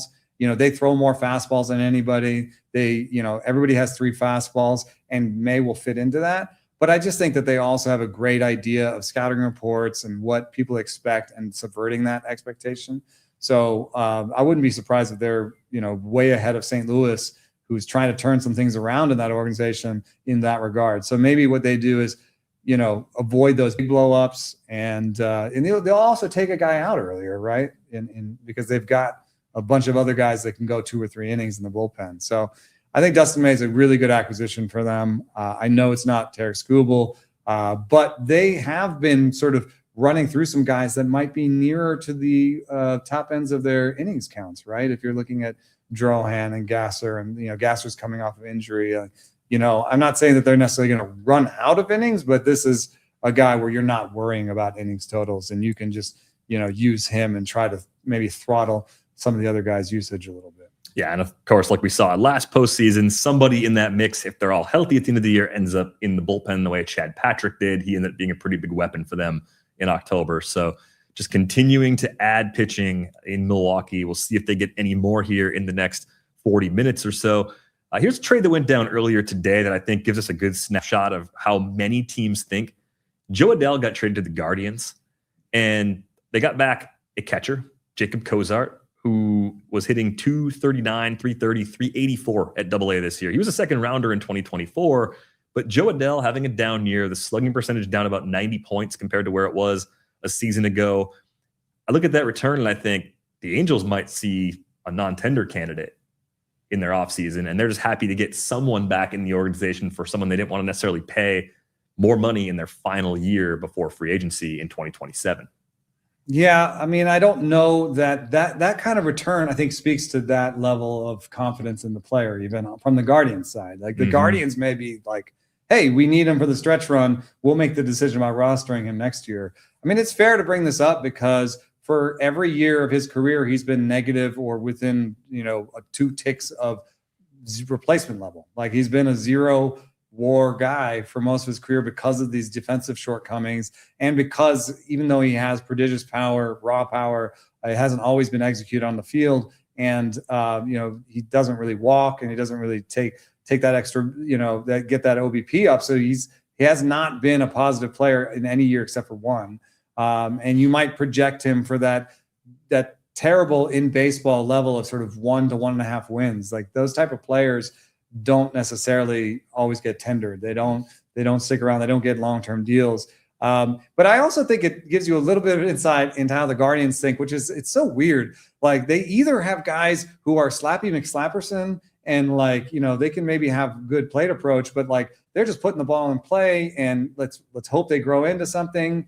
Brian Rocchio, all these guys, or a lot of times they do run out the John Kensky Noel and who else they've had, all these Franmil Reyes was kind of the first of that group. Yeah. They're always we have our one guy who has extreme bat speed and no idea what he's doing at the plate. And congratulations, Joe Adell, you walk right into that role. To that end, I graphed his chase rate, and one of the biggest differences in Joe Adell last year and Joe Adell this year is the chase rate.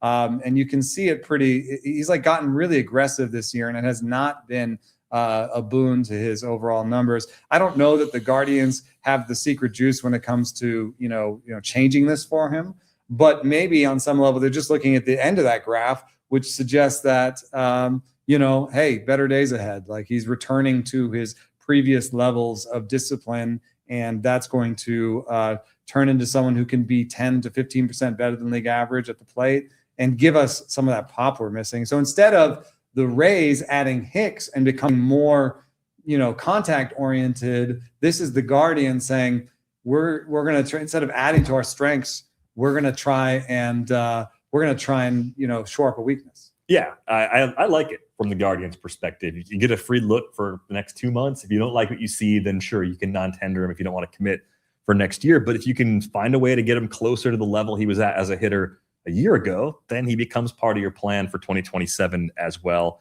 I think it's also kind of interesting to look at some of these smaller deals that have gone down, like Lane Thomas and Bailey Falter to Atlanta. Lane Thomas, I would say, has played center field. Ideally, probably plays a corner, but he provides that coveted depth that teams want as someone that can at least crush lefties, but can at least hold his own against righties if he's forced into a larger role. We see a lot of trades like that. But my favorite kind of trade is one that did go down earlier today between the Jays and the Astros. Dalton Varsho on the move. He goes to Houston for Spencer Arrighetti. You can just go underneath the stadium, just switch clubhouses. No flights necessary.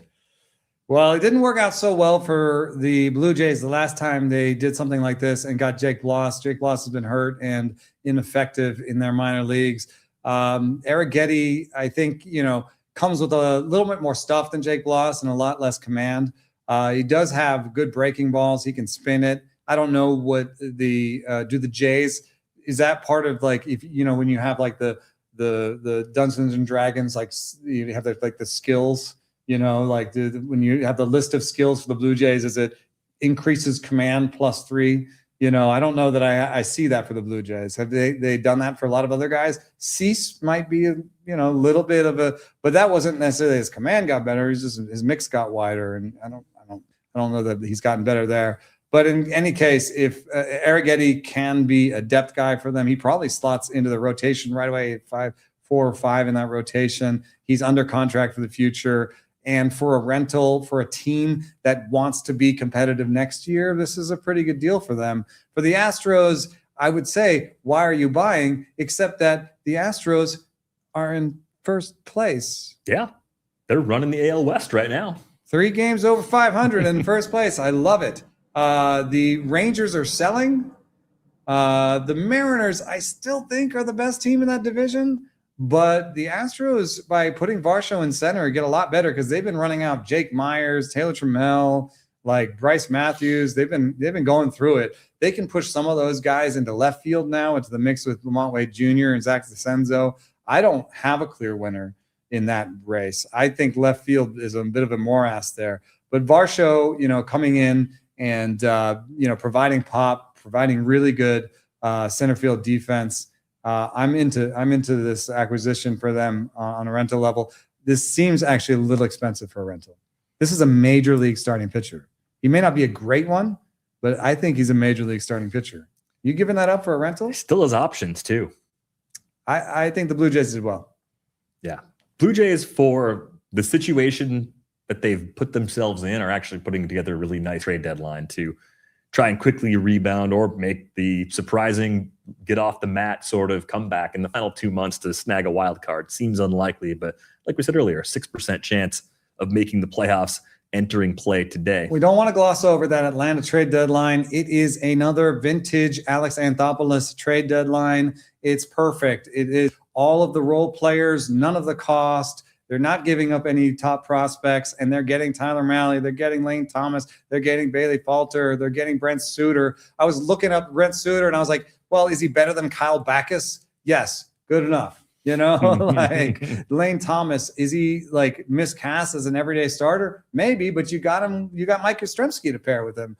No problem there. And this feels a little bit like that Jorge Soler, Adam Duvall, Eddie Rosario trade deadline, or every other trade deadline Anthopoulos has done, which is, where are my holes? How can I patch those holes with the least expense? You know, It may not feel super exciting in Atlanta, but I think it's fair, because if you're looking at Atlanta and you're looking at a playoff, rotation, you're basically hoping that Spencer Schwannbach or Spencer Strider are in that rotation, along with Chris Sale. You're not going to get anybody better than a healthy Spencer Schwannbach at this point, or a Spencer Strider even, I think. And since you're not going to do that, then you're only talking about getting there, because that's what you're going to do in the playoffs. And in terms of the back end bullpen, you're saying, Robert Suarez, get healthy, join Iglesias in the back of our bullpen, then we got to find bullpen. In fact, in terms of results on the field, they've had a great bullpen. So, what are you really going to do to this team other than patch holes and hope that you get good health, you get some of those starting pitchers back, and you don't affect your bottom line for the future? Yeah, speaking to some of the comments we made earlier about just piling up lefties, Brent Suter also part of those additions, just adding one more option to get them through, and maybe he's the last guy on a potential playoff roster. But Iglesias, Didier Fuentes, Dylan Lee, Robert Suarez, that's about as good as any four you're going to line up as far as a bullpens go, and I think the depth has come through a little stronger than expected too. Ooh. Breaking news? Well, it hasn't happened yet, but this one caught my eye. Because I was going to say, at some point we have to talk about winners behind deals, and maybe that'll be tomorrow, maybe it'll be today. It depends on if my voice runs out of steam. I just hit we've been talking for a long time. There's a little bit of a lull there. Sorry. Here we go. I'm back up off the mat. So anyway, just like the Blue Jays. But so just in passing, we'll talk about this more maybe in the future. John Rave, I think in Kansas City, is a winner because he's got some bad speed. He probably has an opportunity with Lane Thomas gone. And I was going to say Eric Miller is the big winner in the San Francisco bullpen with Caleb Killian gone. Red Sox Giants nearing swap of Marcelo Meyer for Eric Miller, says our guys, Ken Rosenthal and Andrew Baggerly. I mean, they don't usually report stuff, this close to the end where it's falling through. So, maybe it'll fall through, but I if this is happening, I think it makes sense for the Giants. They are decimating an already pretty bad bullpen. But like we said, they might have gotten a bullpen piece back from the Padres if they turn him into a bullpen piece. Mm-hmm. Randy Rodriguez comes off an injury next year. And Marcelo Meyer has long been a guy that we've traded to a million teams on this podcast. And he's also in the running, at least for the yearly word cloud. But the reason we like Marcelo Meyer is that he's got the top end bat speed. He has decent whiff rates. It's not great. 12.6% swing and strike rate suggests like a 23, 24, 25% strikeout rate. He may not be an OBP king for you, but if he capitalizes on that bat speed and ever gets to the raw power that he's got, that he's demonstrated, then that walk rate will come up. So if he ever shows that kind of 25 homer power, I think you're going to find that Marcelo Meyer turns into a starter at a middle infield position. And there's been some, sort of agita for anybody who's, I don't know, maybe it's just a press box thing because I'm in the San Francisco press box a lot, but there have been a lot of people who are watching this team saying, is Willy Adames still a shortstop? And Josué Gonzalez is really fun and all, but he's still a teenager. So where are you filling that gap? Like, we've been having discussions in that press box of, is Casey Schmidt the better shortstop this right now? Like, what happens next year at shortstop and second base now that this is all going down? Now, in the short term, they'd call it Nate Furman, but they didn't play him at all. They acquired Buddy Kennedy off of waivers. They've got some guys they might play in the short term. I don't really think Osleivis Basabe, really quick, interesting note here. Osleivis Basabe is related to Jackson Churio. Oh, and there's one more. Oh, who's related to Luis Matos. Small In fact, world. all their last names are hyphenated for each other. They've dropped the other ones. So like it's Matos Churio or Churio Matos. And it's Basabe, like all those Basabe Churio or something. So they're all like closely related. I love baseball sometimes. It's like, why would these three players, how could you link these three players? That's the reason you love baseball. Yeah, but anyway, they don't have an obvious solution at shortstop in the next 3 years. Marcelo Meyer, if I get him in Boston, if I get him in San Francisco, do you say, Willie, can you play second for us? I think you do. And you say, we want to try Meyer at short. You could say, Willie, we're just going to try it. Don't worry about it. We'll see how it goes. We think Meyer can be a shortstop of the future. We want to give him the position.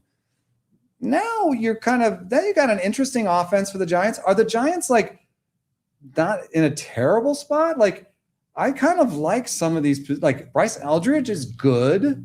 You come around on Eldridge. Devers is he is who he is. I mean, that deal is underwater, extremely underwater, but it's so extremely underwater that I don't think you actually sell Devers. I think it matters. He's fine.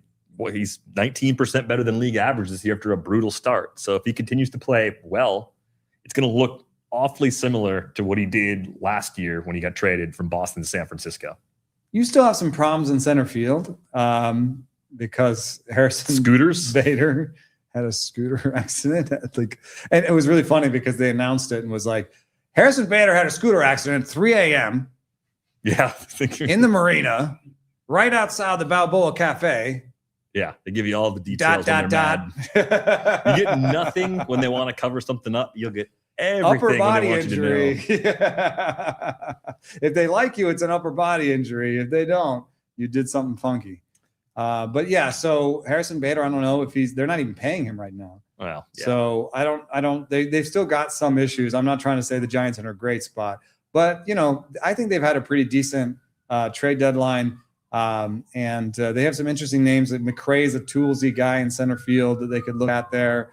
Jonah Cox, also a fast guy.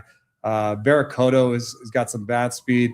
I'm interested to see if this Elliot Ramos trade goes through with the Yankees, what the return is. Is it going to be more, we need Will Warren for the rotation next year, which is a total possibility. And I think I'd like that for maybe both sides. But it does, then that would leave them with an outfield next year of Lee, Barracoto, and Gilbert, which is bottom 3 or 4 in the league. I think their goal is to get younger on the big league roster and to become more athletic, right? Like that seems like a pretty short-term priority, and it makes some sense. It's also a big ballpark. You need to play good defense at Oracle. Like that, I can't imagine building a great team there that doesn't play at least average defense. Breaking news. Please tell me it's Detmers. Off the presses. I need the paper to... breaking news. Foster Griffin goes to the Guardians. Foster Griffin, now a Guardian.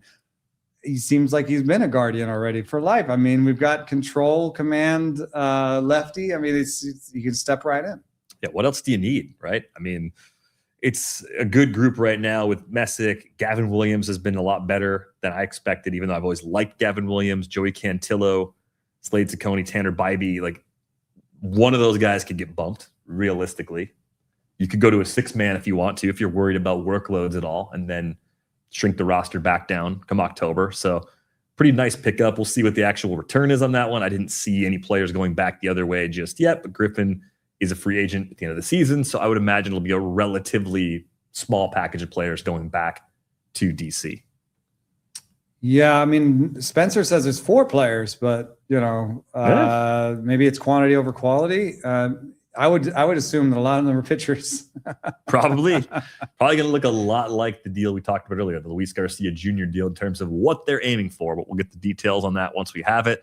I am seeing a notification from Jeff Passan. The Twins are adding Jeff Hoffman in a trade with the Blue Jays. So the Blue Jays really are kind of playing the, hey, let's fix our roster for next year, and if it happens to also make it better for this year, hey, great, nothing wrong with that. If I like what the White Sox did, should I like what the Twins are doing? Yeah, probably. It's weird though, because just the fact that they're below 500, I might have recommended a sell. I don't like recommending a sell because it's like you'd rather teams tried to be good, But my vibe from watching a few more Twins games than usual was that I did not think that this was a team that was headed for the postseason. So I don't know. Well, listen, Trevor Hoffman's probably not going to. I mean, Trevor Hoffman. Yeah, he's not definitely not walking. He's not coming through that door. He might sit with us for a little while and chop it up, but I don't think he's coming out of that bullpen. Jeff Hoffman has increased the slider usage and throttled the fastball a little bit, and it's been really great for his strikeout minus walks, but not his ERA. ERA is not predictive. I think this is a guy who steps into their closer role right away. And it makes them better. The Dean Kramer acquisition was for now and later. He's not just a player that's a rental. I guess there's things to like about it. I don't know why I'm so damning with faint praise. I just don't know that I the sniff test here is it doesn't feel like a playoff team. So why go get a rental reliever? But maybe the cost isn't very high. Yeah. So what's interesting is the Dean Kramer trade. Like they gave up an outfielder. Jamnardo Reyes, right? And he's got a 138 WRC plus in the Florida Complex League. Oh, right. Far away. So very, very far away. And it's the kind of trade that it feels like it can really only age poorly for you unless you do make the playoffs and Dean Kramer starts playoff games and is like somehow like a Jordan Montgomery that you added and got an amazing stretch from, right? Like, we're fairly sure we know what Dean Kramer's ceiling is, and it's not much more than a third, fourth starter. Reyes probably isn't going to be someone we're talking about 5 years from now as a, oh my God, they traded him. But it could be. If we do. Because who they trade him for? Just think about the Padres-Dodgers trade, like the Matt Beatty for River Ryan trade that people keep talking about now, because look what River Ryan eventually helped get them. Tatis for James Shields. Ooh, yeah, it's an all-timer. Yeah. Josh Fields for Yordan Alvarez. See, the Dodgers make mistakes. It happens. Yeah. We all do. They're human. So, I mean, I on the other hand, it is a complex league, guy, and it's far away, and it's doesn't seem likely to help this crew. And then there has been obviously some sort of mandate from ownership to make this a win now team and to take advantage of the fact that they are technically in the race. I don't know why I threw the technically. I just don't. I don't believe. I guess we really, you don't have to say mean things about every team in the part of the country where we're recording today. Like that would be, preferred to not do that if you can avoid it. But no, tell the truth. Just tell us what you think. It's important. I did see Moises Ballesteros actually is the player that the Angels got back in the Ryan Zephyr-John deal. We kind of talked about the Cubs getting Zephyr-John. We didn't talk about the player going back the other way. Ballesteros, for me, I saw that seems like a lot. Zephyr-John's got years of control. Ballesteros defensively behind the plate has some work to be done. He's not a catcher, maybe. I think there's a better chance that he's like a backup catcher that you DH or play at first base than that he's ever someone you want to have catching for 110 games in a season. I just like his combination of bat speed, ability to make contact, approach at the plate, walk rate, strikeout rate. Like, he's a good hitter. I think the Angels did really well here.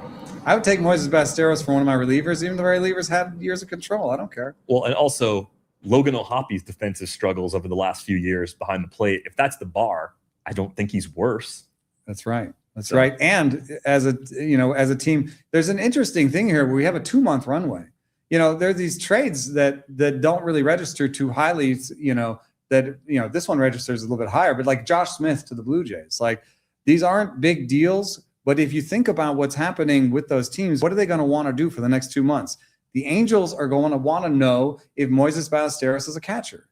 So, in fact, I think they're just going to install him, and he's going to get, a very heavy workload at catcher the rest of this way, because they need to know if he's a catcher. Same thing with Josh Smith.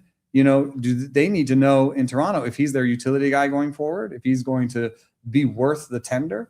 It's somewhat similar with Joe Adell, except that they're competitive. So like they're going to balance the wanting to see Joe Adell and decide if they, want to tender him with the fact that they're trying to win games on a nightly level. So it's a little bit more obvious when one of these guys goes to, but like, the John Ray, going back to John Ray, like what do the Blue Jays, what do the Royals want to do with a corner outfield spot for the next 2 months is, try a veteran and see if he's going to be there for next year. Right. Give him everyday playing time for a stretch of 40 to 50 games, see what happens, decide if he's a starter for you next year. If not, address the position somewhere else. I think that's what teams should be doing. Playing time is valuable currency.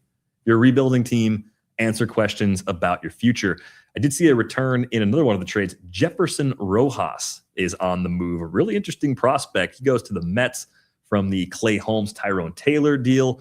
Rojas inside the top 100 of the latest update. Keith Law's in-season top 70 had Rojas at number 62.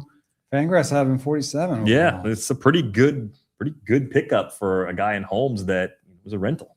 Holmes, correct me if I'm wrong, it's a player option? It's a player option, which, come on, like he's going to go back into free agency. So they gave up Jefferson Rojas for a rental. Yeah. That's probably one of the higher costs. I think so. Well, hey, we've been ragging on the Cubs. This is not risk averse. They're going into it. Jefferson Rojas, Moises Ballesteros, they give up pieces.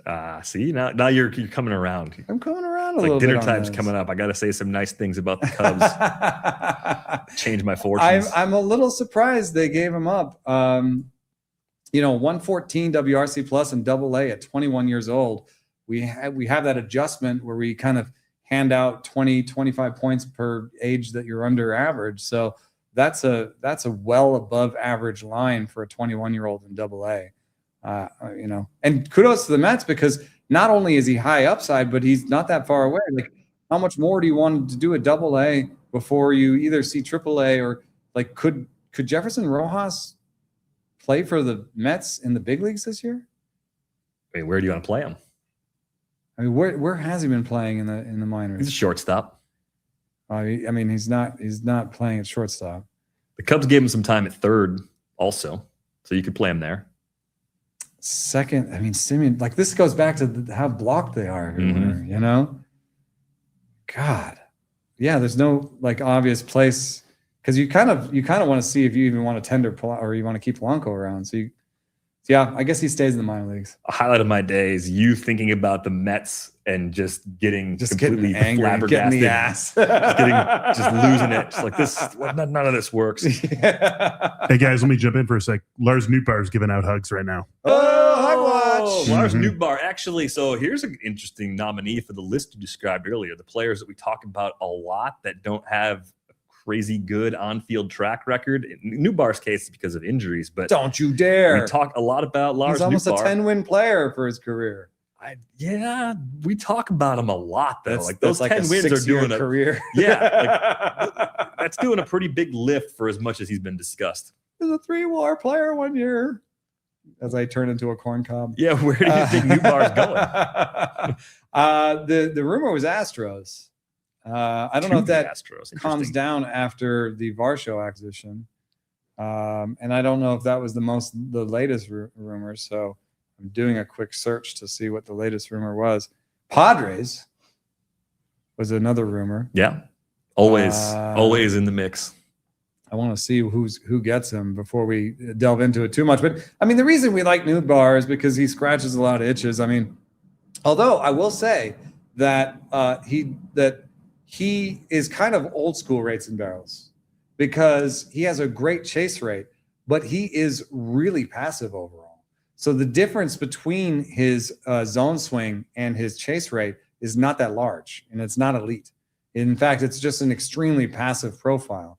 And maybe that's something that a team could unlock, is to get him aggressive in the zone in a way that unlocks his power, because his bat speed suggests better than, sort of league average ISOs that he's been putting up. Some of that you can blame on putting the ball on the ground too much. Maybe some of that you can blame on not getting the ball out in front, or not being aggressive in the zone. But in the meantime, also, he's lost some of his defensive ability and his speed. So we've liked him so long that some of the reasons we liked him have gone away. Mm-hmm. I don't think he's going to steal a lot of bases for his next team. But, 340 career OBP. That's something to, you don't shake a stick at. I mean, it's like the opposite package of a Joe Adele, right? Like, where you're getting a 280 ISO, but you're getting the big slugging. There has been this change over time. People talk about Moneyball and how Moneyball was such a thing about OBP. I think at the time it wasn't just OBP. It was undervalued stats, right? That's a sort of a misunderstanding. But also, it was OBP is better than batting average, right. And OBP is better than batting average. But what we found over time is that when OBP at that time was undervalued, it was highly correlated with team success. Now slugging percentage has taken over the lead over OBP. And so slugging percentage is a little bit more of a thing. And then also we've talked about how slugging percentage can turn into OBP, because if you can really hit the ball, then pitchers become afraid of you. So in any case, I don't want to ogle Nootbaar's OBP and say, this is why you need this kind of a player. But there are teams that are probably running out 280 OBPs from their corner outfield that could use this kind of an upgrade. We have the team. It's Arizona. Whoa. What do they give up? Are they giving up like a Waldschmidt? Don't know yet. No, they're not. For Nootbaar? Come on. It's not just he's not a rental. Still. Oh, all right. Sorry. I know you like Ryan Waldschmidt, but do the D-backs like Ryan Waldschmidt? I think the D-backs do like Ryan Waldschmidt. Well, they demoted him a couple times, and they kind of have weird usage patterns for Waldschmidt. I mean, if the Cardinals got Ryan Waldschmidt back in this trade, then 4 games in the last 7. I mean, he's like this. He's a part-time player for them, even though. Listen, I like Ryan Waldschmidt. That's why is that who they got? But he actually profiles someone similar to that Lars Nootbaar. More power, I think. At least more upper end, like ceiling, yeah. But yeah. Anyway, the Diamondbacks are buying. Does that surprise us? They've been quiet. This is the first real activity for them in all of the window, isn't it? They're in the postseason right now. If it ended today, they're 6 games above 500. They should be doing this. It's not a pitcher though. Lars Nootbaar can't pitch. That's a little surprising. This is also surprising. Chandler Rome just had a report in our live blog at The Athletic. The Astros still want a pitcher. They just traded one away, but I guess they want an upgrade because they have a lot of guys like Arrighetti. Ronel Blanco getting healthy, I think, was kind of part of what made Arrighetti more expendable. We also have the return now from the Foster Griffin trade. 3 pitchers and an outfielder, Will Dion, Josh Hartle, Candiglés Vergez, and Nick Mitchell, the outfielder, all going back to DC. So a 4-player return for Foster Griffin. There's definitely a quantity situation going on in Washington where they are trying to get lots and lots of arms. It's a big infusion of talent on the pitching side. I think it makes sense. They do seems to have coached their hitters up this year. And I feel like they can maybe affect. I've talked about this a little bit, but when I talk about zone percentage minus chase percentage, I've talked to a lot of analysts who feel like that's something immutable. That is something you can't change about a player, and that's something inherent, and that's something therefore you should scout for and acquire, because that's one thing that's really hard to change. Then I've talked to a couple other people who said we can change it, and they feel very proud about it. So maybe the Nationals are that team. They're not a top team by Z-0. By the way, they are not one of the top teams this year. They are middle of the pack. Maybe that's an improvement. Maybe they've coached those guys up. But it is something to think about when you think about, will that coaching up hold? Is that a 1-year bump? Is it luck that we're ascribing to coaching? That sort of thing happens a lot where we see something and we try to make sense of it in our brains and we say, oh, Washington, new organization. They must be coaching those guys up. But maybe CJ Abrams is just having a good year.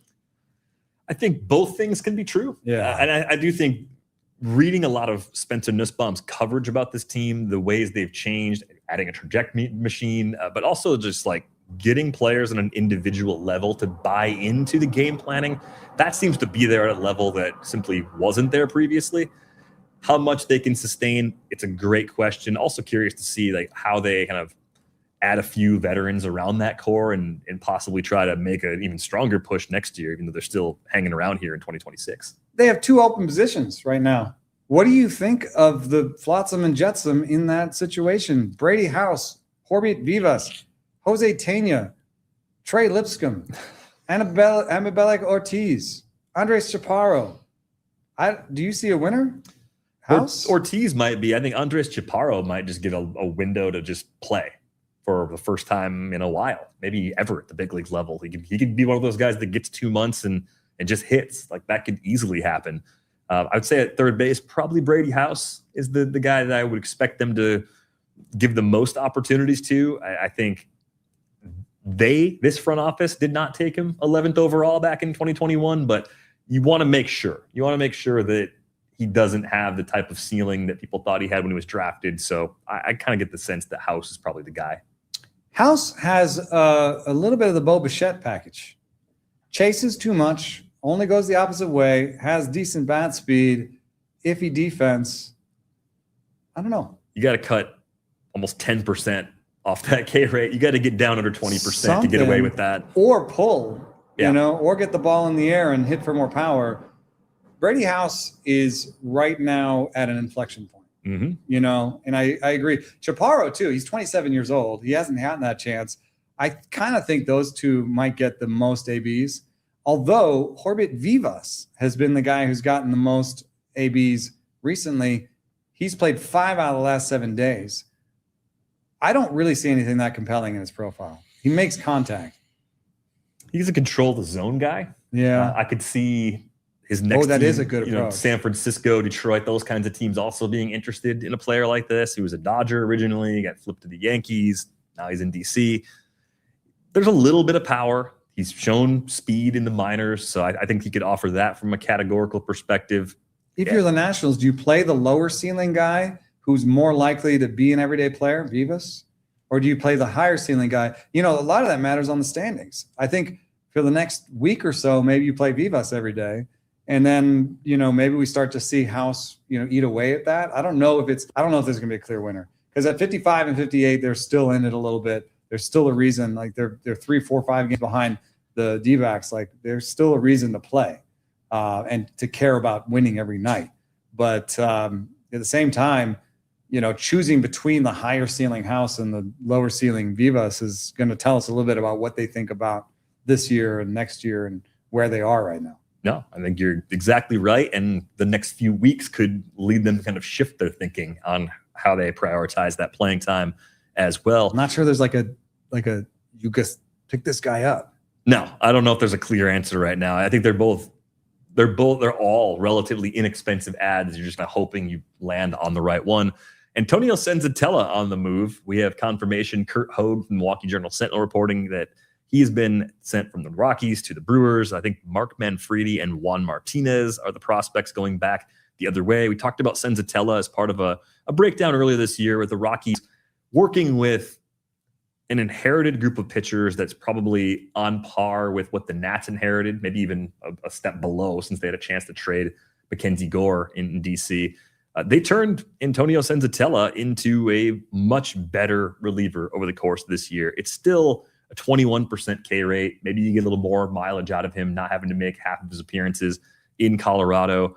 But an interesting guy, I think, that they've added. He's got a club option for 2027 that I doubt the Brewers would pick up, but another bullpen arm for them to add to the mix. Yeah, the K rate and the Stuff Plus are slightly higher away from home. That's altitude changing the way your pitches move. He has been throwing a cutter, which is, I think, one of the better ways to,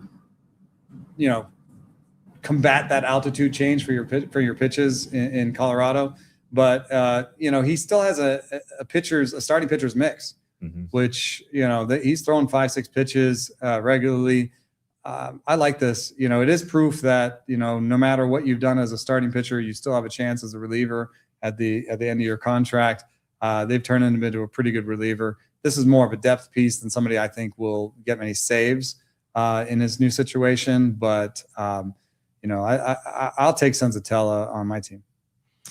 So there's another trade that just went down. Seeing Jeff Passan of ESPN, the Marlins are acquiring Victor Vodnik from the Rockies.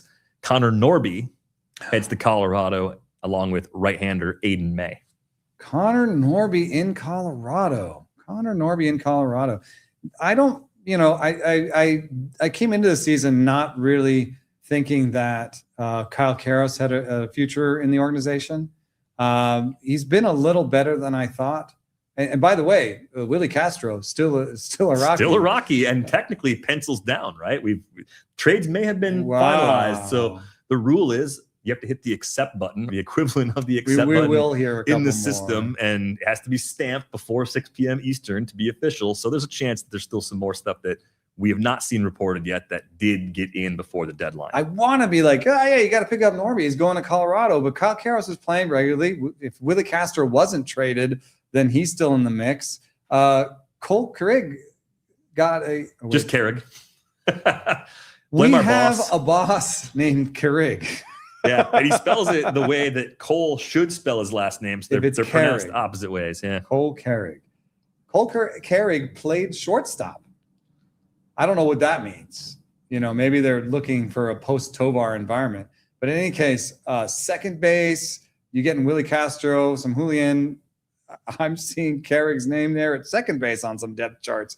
And then first base has been Troy Johnson, TJ Rumfield. I thought Troy Johnson was pretty good. He's been kind of falling off and not being played as much.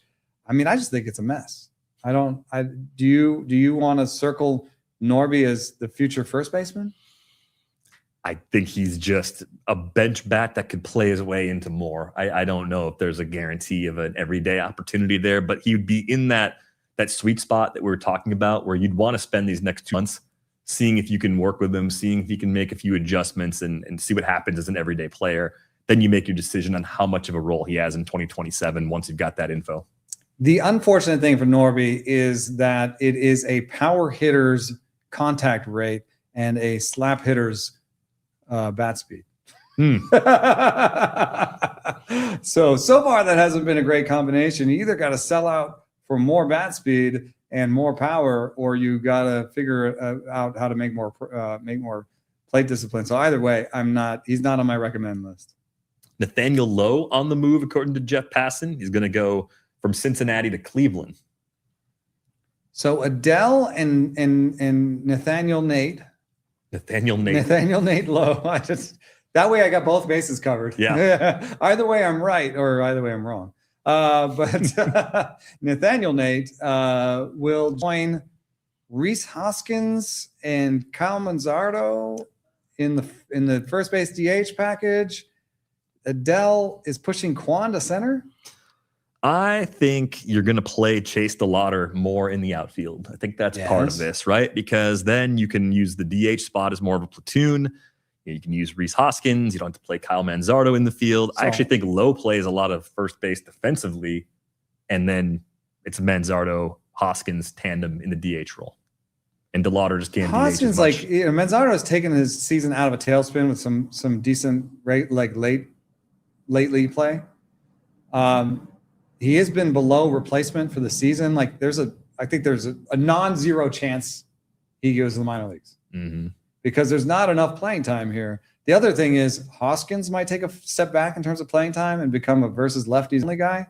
And you kind of basically have Hoskins and Lowe platooning at DH and Manzardo as the first baseman. But I also just don't see that much room for Adele to DH. So Adele's in the corner, Chase is in the corner, Quan's in center, with Petey Halpin backing up, and Hal Martinez is a infielder. So what do you think of Vodnik going to the Marlins, by the way? Because they made another trade. They sent Lake Bacher to the Pirates. So another reliever added to the Pittsburgh bullpen, but probably like their fifth or sixth best reliever based on all the stuff they've done. Vodnik getting out of Colorado, much like Seth Halverson, a pre-deadline but part of the deadline window deal, going from Colorado to Los Angeles. I can have nightmares about Seth Halverson being there to throw 102 in the playoffs when, like, you managed to chase one of the starters out of the game after 6. Guess who's coming in for the 7th? It's Seth Halverson. Yeah. I mean, like, you've been besmirching Pete Fairbanks' name all year, so I have. Sorry, Pete. So, I guess Vodnik could take that position, but I would say that it's been a below-average strikeout rate for a reliever for Vodnik, and I don't think he'll actually take the closer role. This is the best one yet. Dodgers getting their old catchers back. Hunter Fiducia is going to go back to the Dodgers from the Rays. What happened to Ben Rortvedt? They just got him. According to Jorge Castillo, just have as many guys with Rortvedt's out of options, right? That's why he's been traded 800 times this year. Fiducia goes back. Here's the guy that belongs on the wall. Jack Sawinski. He belongs on the wall of players we've discussed excessively. Still kicking around. Haven't gotten it done. But now he's a Ray. So now he gets a third life on this show as someone that we can talk ourselves into as a deep sleeper. Wait, so the Dodgers have done some weird things after Terry Skubal, because they also got Chris Bubich, who may or may not be healthy in time and may or may not be a great upgrade. Like, Robleski's the 5 or something in this rotation. Are you taking Bubich over him? And even the bullpen, are you taking Bubich over Jack Dreyer right now? I don't. Is that just like a case of emergency break glass? We've got another guy that's on the injured list and maybe he'll be healthy in time. I think you trade for Chris Bubich because you can just put him on your IL and someone else can't get him. Yeah. You're just blocking teams now. You have that sort of luxury. Well, so they got Rortvedt to play, and they're going to option Fiducia. Hey, we'll solve that a different day. Casey Mize to the Padres is a buzzer beater for us. Ooh. They remade that rotation just in time. It looks like they said no to an Adrian Morejon for Will Warren deal. So they think that they got to keep that Morejon-Miller package together. That is a really dominant late game package. So now the new rotation is, in the short term, Michael King, Casey Mize, Robbie Ray, Herman Marquez. That's the 4. Chaos for the 5. It's Buehler, Canning, Sears, Vasquez. It's all of the above as we wait for Musgrove and Pivetta.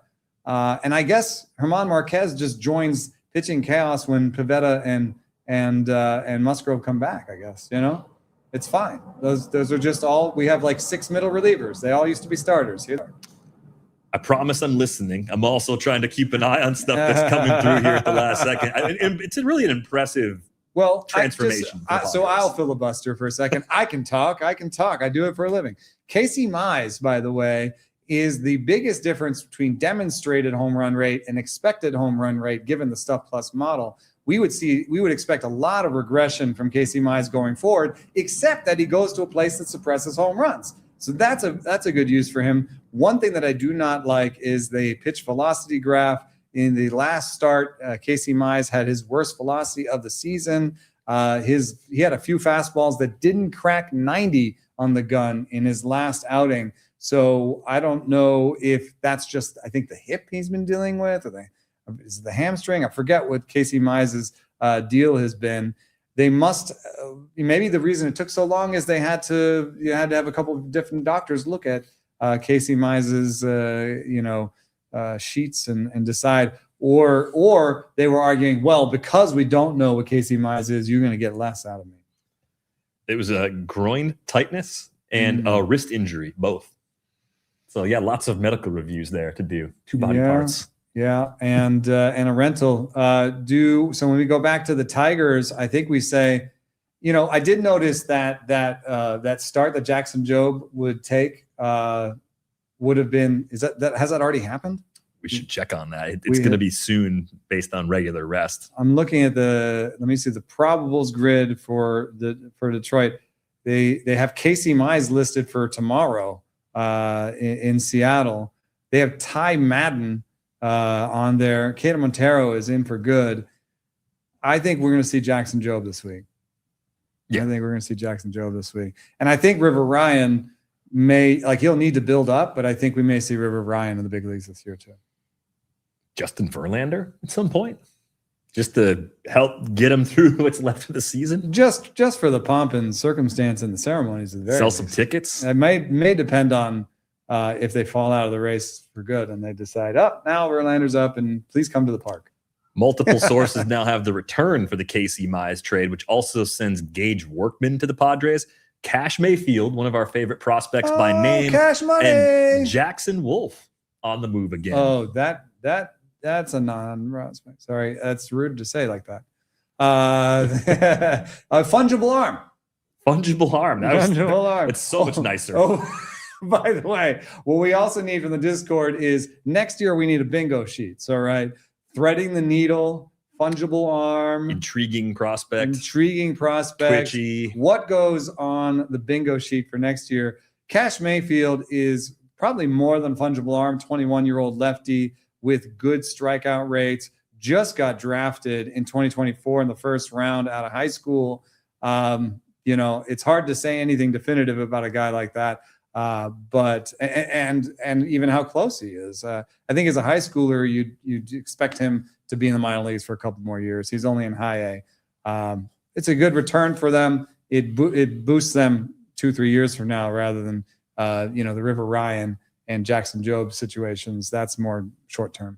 Ken Rosenthal reporting Zach Neto and Reed Detmers are staying with the Angels. So no big surprise after the whistle with both of them. What I really want to see is if we have a confirmation on the Elliot Ramos deal. That was sort of pending, and he was operating under the expectation that he was on the way to the Yankees, but I have not seen a confirmation on that just yet. So we'll try to dig that up here in the next couple of minutes. He's just a really interesting player because he's got a pretty good approach. I mean, I love any player who's on a list of one, and that list is number of right-handers who's gone opposite field into the water in San Francisco. There have only been one. There's been one of all time, and it's him. So that's kind of cool, and it does demonstrate that he has this premium bat speed when he's going well. He has this ability to go opposite field for homers. That keeps his strikeout rate low. It keeps his OBP in a usable territory despite a pretty aggressive approach at the plate.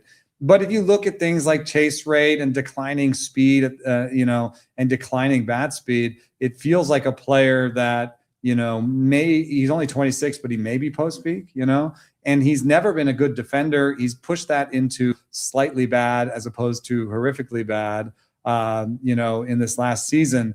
But is that a player you try to build around and keep for the Giants, or is that a player that you feel like he's, in terms of WAR, his best season's been 2.3. So basically the league average is 2 wins. So like, is that a league average player that you feel like you can develop, you can push out of a player you got in a deal or somebody that's in your minor leagues? Or is that someone you want to keep around? So I could see actually the arguments being pretty vociferous in San Francisco because he is team control guy for, until 2030. So like, why trade him? You don't have to trade him. But depending on what the Yankees are putting on the table, like we may still hear this one. It may have come down last minute. Orioles decided to hold Trevor Rogers. He's a kind of a high profile hold. I don't know why they would do that other than to keep one toe in the water, I guess. Qualifying offer candidate, if the qualifying offer still exists. I would give $20 million to him. Yeah. I don't know if he'll take it. I think he's got a shot at a bigger multi-year payday, but you can at least get draft pick compensation if that. It wasn't the best year for him in terms of health and maintaining results and velocity. So I could actually see Trevor Rogers taking a bounce back pillow deal and saying, I'd rather join, coming off of a year like 2025 than a year like 2026. I did find a confirmation. Susan Slusser from the San Francisco Chronicle had a story about Ramos being traded. The return believed to be Henry Lelane, a left-handed pitching prospect from the Yankees. Really interesting, 6'7" guy, upper end of their system. Definitely a really like a prospect you can dream on. 22-year-old in high A though, still. Yeah, and then the son of Jeff Kent, Caden Kent, the second player in that deal. Well, that would be interesting for narrative reasons. I would enjoy that. Oh, I have some Henry Lelane stuff numbers. Fire him up. Let me get those real quick.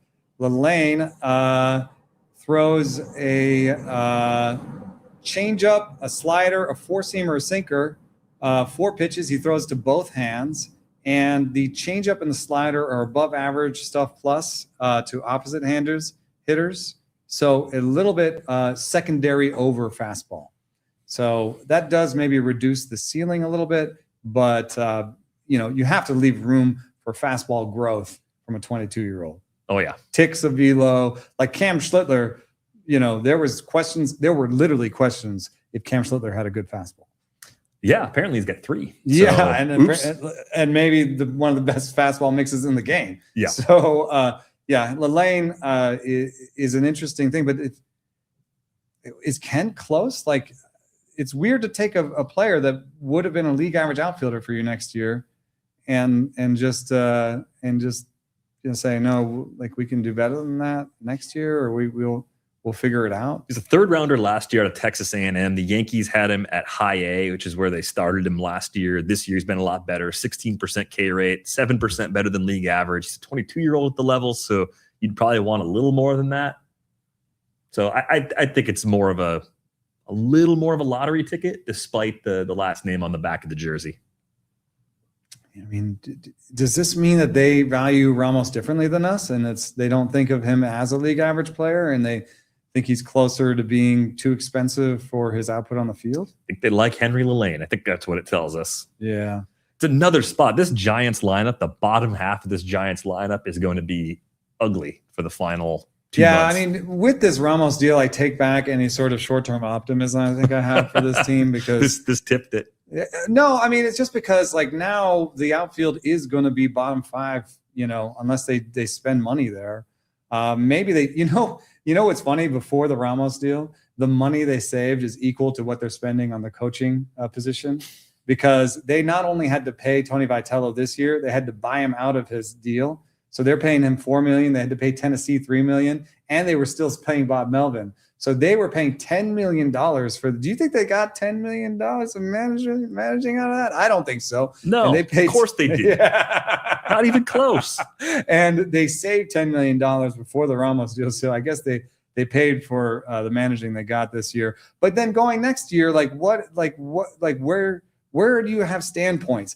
I guess they didn't trade Jung-Hoo Lee because he is really popular with the fan base. And I guess he's an everyday outfielder. So they've got that. Adames, maybe he's best cast at second. It looks like the Marcelo Meyer deal didn't happen. That didn't happen. That'd be surprising. That looked like that was pretty close. Well, yeah, we just haven't had confirmation. I'd be interested to see if that happens. It does change how I feel about it a little bit in terms of short-term, long-term, because Meyer could at least give them an infield that I like. Mm-hmm. Yeah, I would like an infield of Chapman, Meyer, Adames, and Devers. That's a pretty good infield. But it would be a pretty bad outfield without Ramos. And, I guess the rotation would take a little bit of a step forward, but not that much in the short term. You're still, planning on Tidwell as your 5th starter or whatever. The Pirates added another reliever. Ken Rosendahl has Kirby Yates going there. Why? I mean, if he's your 5th or 6th best reliever, is that really that bad? Yeah, I'm not gonna emote too heavily about this. I mean, there is also a moment at which do you just trust the 30% strikeout rate over the poor stuff numbers? And if you look actually at Kirby Yates historically, his strikeout rate numbers have outproduced his stuff numbers. So maybe this is just saying it's a Lodem situation almost, where they're saying we believe the strikeout rates. I think this Meyer deal may have gone through. We'll try to get a confirmation on that here too. It did. It's official. We got it. Okay. Yeah. That's the voice of Michael Beller. What's up, everyone? Graciously opened up our Chicago studio. If you watch the Athletic Football Show, you will notice we are in the Athletic Football Show studio. So that's why you see, football helmets and some stuff mixed in with our extra contributions. Eric Miller, yes, thank you so much, dude. He's set up all of this and found some baseball stuff that we could put up on. So he didn't feel too football in here. But also, Eric Miller, just a note of confidence in Eric Miller. He's a really good pitcher. It's a big high velo, a fastball that has good shape, and then also a really good changeup. So he's not a lefty on lefty guy. He was going to be their closer. I think that leaves some room for Keaton Wynn to maybe be the closer in the short term. I think Marcelo Meyer, when he gets healthy, is going to go right onto the field. Maybe it'll be at second base if they don't want to offend Willie. Maybe they push Willie to second. Then I give them a good grade on the deadline in general. Aggressive, looking to restock their pitching for a lot of it. Got an infielder that I like. Maybe they'll decide to spend money on the outfield next year. That's the offseason plan, is we're going to spend some money in that outfield. Maybe we save the Bader money.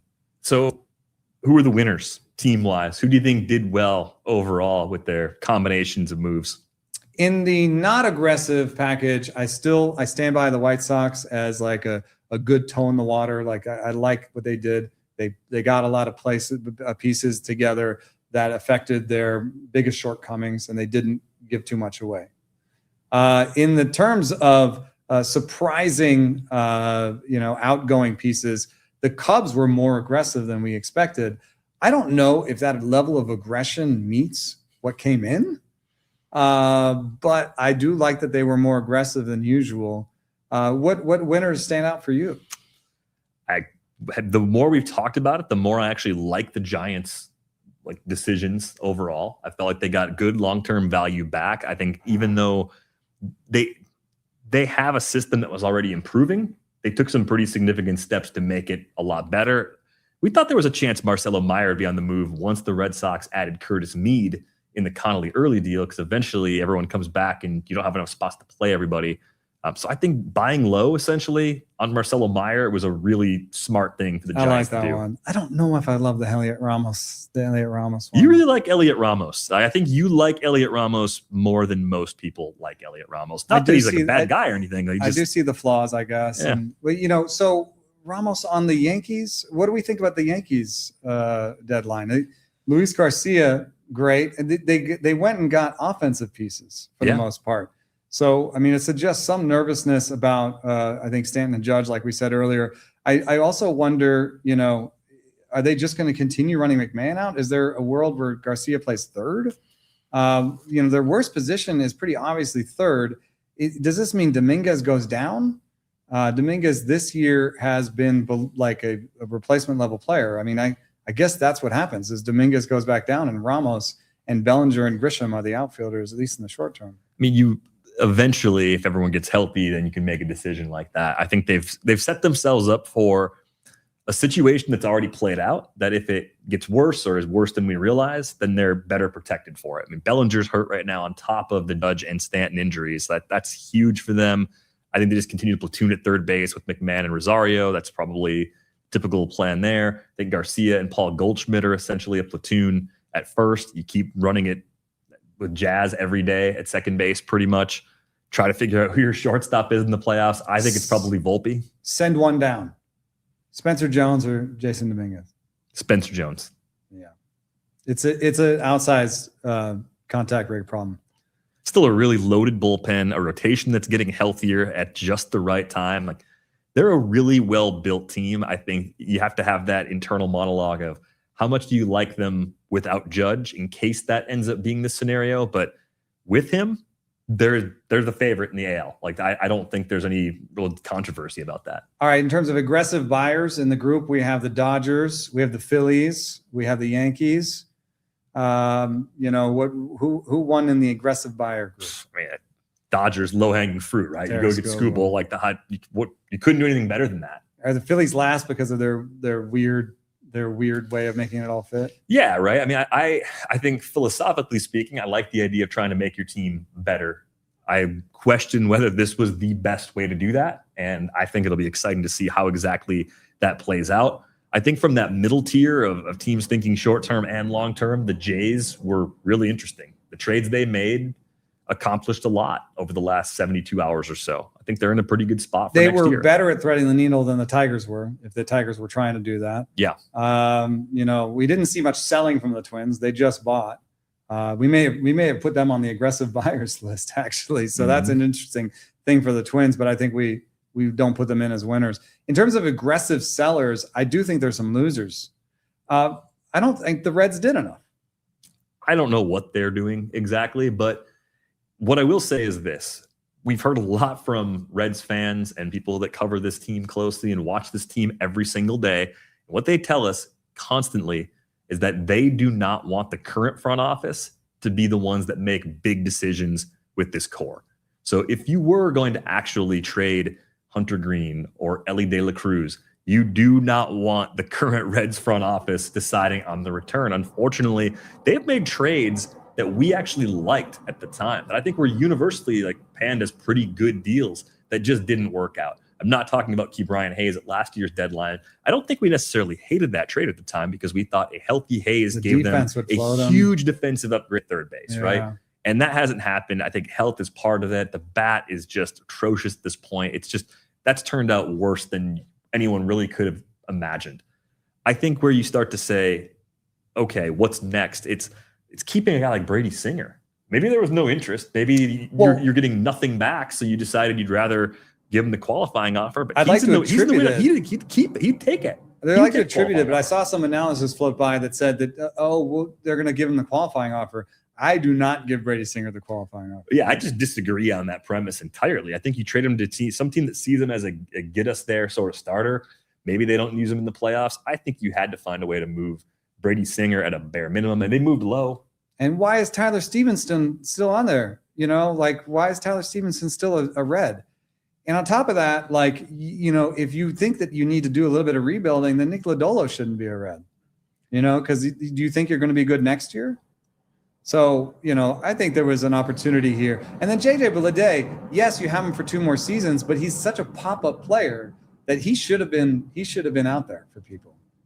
Right. It's kind of in the same vein as what the Nats did with Curtis Mead. Yeah. I think when you find a guy that is a former prospect and he's 26 or older and you get that run for 3 or 4 months where they turn that waiver claim into a top higher end prospect, right. I think you do that. And that's what the Marlins did with Liam Hicks. He was a Rule 5 pick and they turned into a group of prospects they really like, Braden Taylor being probably the most intriguing of them. That's what I think the better front offices tend to do. And unfortunately, that's not what the Reds have been doing. We put Gino on a bunch of teams. He goes to none. That's the weirdest one of all. Was nobody interested? Nobody wanted Eugenio Suarez? I don't know. Do we think that the Cardinals sold hard enough? They sold Newt Barr, Dustin May. See, they're an example of doing what we expected. Yeah, that's an ample sell, I think. Yeah, the Caleb Ferguson they actually bought for international slot money. Well, see, they're threading. Are they threading the needle team? No, they don't have anybody expiring except for Ryan Stanek, who maybe they shopped him and everyone said no thanks. But they did what we would have done for the Reds. No, if the Reds are saying, Tyler Stevenson, I saw this. Tyler Stevenson seems to be a backup plan for other teams. Then lower your prices to the backup plan option, and you get that. Why hold them for no reason? It's not the Reds are not really in the place where even a good run gets them back in it. I don't think. But maybe they're only 5 games under 500. Maybe they thought we'll just keep Stevenson. But the Rockies and the Angels were the teams that made the fewest moves in trade deadline over the last 3 years. They turned that on its head a little bit this year. Mm-hmm. So I like that for them, even if I guess from a payroll standpoint, they still have. They could have traded Jorge Soler. I thought that, maybe it was too much money. He's $16 million on the year. So maybe they didn't want to eat any of that money. That sounds about right. If you were trying to guess as to why he didn't go somewhere, everybody that called said, you're paying for 80% of what's left. And I guess they just made a decision between Detmers and Soriano, said, we're going to keep one of these guys because, we got to have something to build around, something, or, for the rotation next year. They chose Detmers. So, there were some rumors that he was about to go. We had a rumor he was going to the Cubs. That would have been very interesting to me because that would have been the highest stuff guy to go to the Cubs in a while. So, Neto ends up staying. I get it. It's 3 more years. We can play this dance again next year if they're bad. You're still going to get a pretty good haul for a guy who goes 2.5 years, 2 1/3 years next year for Neto, as long as he keeps his standard of play high. So, I think that the Reds stand out as the seller that probably did the least. Do you share the anger that Brewers fans are experiencing right now with their overall deadline? We didn't talk about the trade they made with the Guardians over the weekend, but Bo Naylor and Cody Hoyer added to the mix. Blake Perkins and Craig Yoho sent the other way in that trade. I mean, the idea here is that Naylor's someone that you have under club control for a few years. People don't really care, but Jefferson Caro has been limited to DHing at AAA. So this was about protecting catching depth, which major league teams care a lot about. I think you can see that reflected in what the Dodgers did at this deadline, given that they have Will Smith currently on the IL. Yeah, I mean, I would just say that, like, I don't want this to sound like, what did you expect? I mean, I don't. It's like, this is a Brewers deadline. Yeah. You know, we bought some for next year. We bought a catcher for next year, and we bought a couple of rentals. In fact, is this slightly more aggressive than the average Brewers? Like Dustin May and Clay Holmes. They didn't get Clay Holmes. The Cubs got Clay Holmes. Cubs got Clay Holmes. JJ Romero was so Dustin May and JoJo Romero. I mean, is that par for their, you know, get a guy? Yeah, Senzatella. I mean, it's probably close to an average deadline for them. Maybe because expectations were so high. That's part of the problem, right? It's like I think a lot of people believed the Brewers were going to just do it. They were going to run back the CC Sabathia approach from almost 20 years ago and take the chance on giving up a couple of guys that would be important to their future and say, yeah, maybe by long-term value and modeling, we lost the trade, but let's go back to the World Series for the first time since 1982. Let's win a World Series for the first time in franchise history. This is not a trade, but there's some interesting news coming across the line here. Mitch Keller to the 60-day DL, 60-day IL. The only reason I'm not here to say anymore that Mitch Keller is that great of a pitcher, but I am here to say that, like, he pitched for them and they need a pitcher. So I guess Carmen Mlodzinski back into the rotation is my best guess there, because Hunter Barco hasn't been great. And I think that he's the guy that can slot in the best. So I would assume this is a minor win for Mlodzinski. He's back in the rotation. The other reason the Dodgers were aggressively adding multiple catchers, Dalton Rushing placed on the IL with that forearm, a mild elbow strain revealed by an MRI, according to Fabian Ardaya. Ooh, that's not good. You want your catcher to be able to throw. So suddenly they do not have a great situation at catcher, but they got some guys who can get them to Will Smith getting back, maybe, or Rushing getting back. Little bit of a dark spot there for a team that otherwise seems to have everything you want. How about the Astros deadline? You know, we talked about them in passing as a surprising leader today. They're 3 games up on the Mariners. They're 2.5 up on the Rangers, 3 above 500 by projections. This is going to come down to the final week of the season based on how things are currently aligned. The Rangers didn't sell the way that they suggested they might, so they took calls. That division is up didn't for feel grabs good about it. still. And yeah, and we've talked all season long. Mariners are going to figure it out. They're going to get healthy, and time started to run short on them. Well, I think for the Mariners, I think the difficulty was just that, like, if you look at projections, you look at the guys you have on the field, you know, it wasn't like easy to acquire someone that would make an impact and also displace somebody from your depth chart. Mm-hmm. You know, Taylor Ward was that like, oh, at least he can be a righty, you know, at worst, and he's not going to cost that much. And so that was and they did subtract from the rotation and save themselves some money. So they were threading the needle team, I guess. But the Astros are interesting because, you know, Varsho in center field is a big upgrade for them. What were their other big moves? What am I missing? Is the Varsho, Arrighetti, and I think that was pretty much it. I didn't see any other relievers or anything go. I mean, they've gotten a little healthier depth-wise. They made that move. They traded Nate Pearson away from Martin. Like, I don't know. Like, I just think it didn't seem aggressive the way they've been aggressive in the past. And it didn't seem like they were even trying to shop in multiple bins of inexpensive players to cover up a few of the depth holes that have been exposed over the course of the year. One thing I did not notice was that Brian Abreu's velocity is back. That goes a long way. I'd been sort of internally mocking the Astros owner for stopping the Brian Abreu for Trevor Larnach trade, because I had thought Brian Abreu has no velo and I would trade him in a second for Trevor Larnach. But Brian Abreu for the last 2 months has a strikeout rate over 30% and seems to be back. I mean, maybe he made the right move. I mean, just for a win now team, Abreu as a setup guy means more than like Larnach would be kind of a part-time DH type, you know, guy for them, part-time bat outfielder who the slugging's a little bit gone, you know. So maybe you made the right move. I mean, now you have Hader, Okert, Abreu, you know, and King and Blue Ball. That's like a decent bullpen.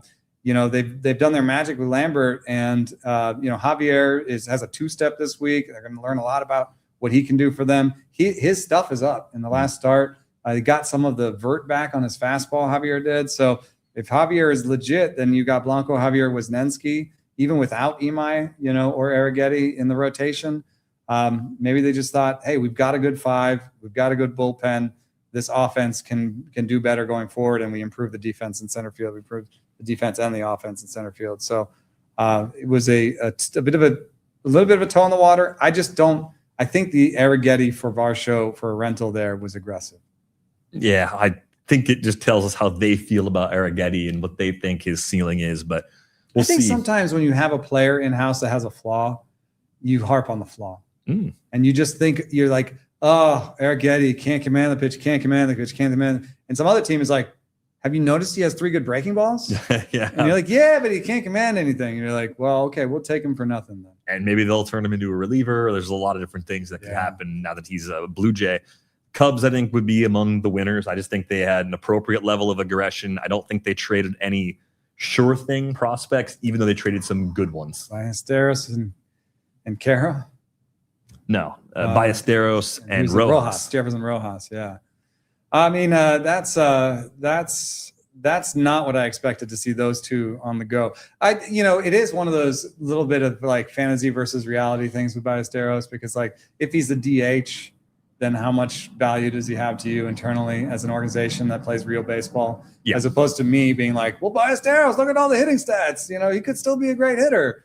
I get it if you're like, well, you know, we've got Seiya Suzuki. He's our better DH right now. We can't play him there. So, they kept Triantos. It's like one of their prospects they liked. And I think Triantos is just kind of an up and down guy. I don't know if he's an everyday. They kept Shaw. Yeah. That's actually kind of important because I think Shaw at its very worst is a league average regular, 2-win player. He got defense. Probably a 2-win player. I think he can at least be a 2-win player. I don't know if he's much more than that. I think we had higher expectations. Well, that's very nice to have. The optimal window to trade him was 2 years ago. Probably. But, now that he's settled into this, it's a very nice thing to have as a veteran team headed towards the playoffs because he keeps the ceiling so high for any of your guys.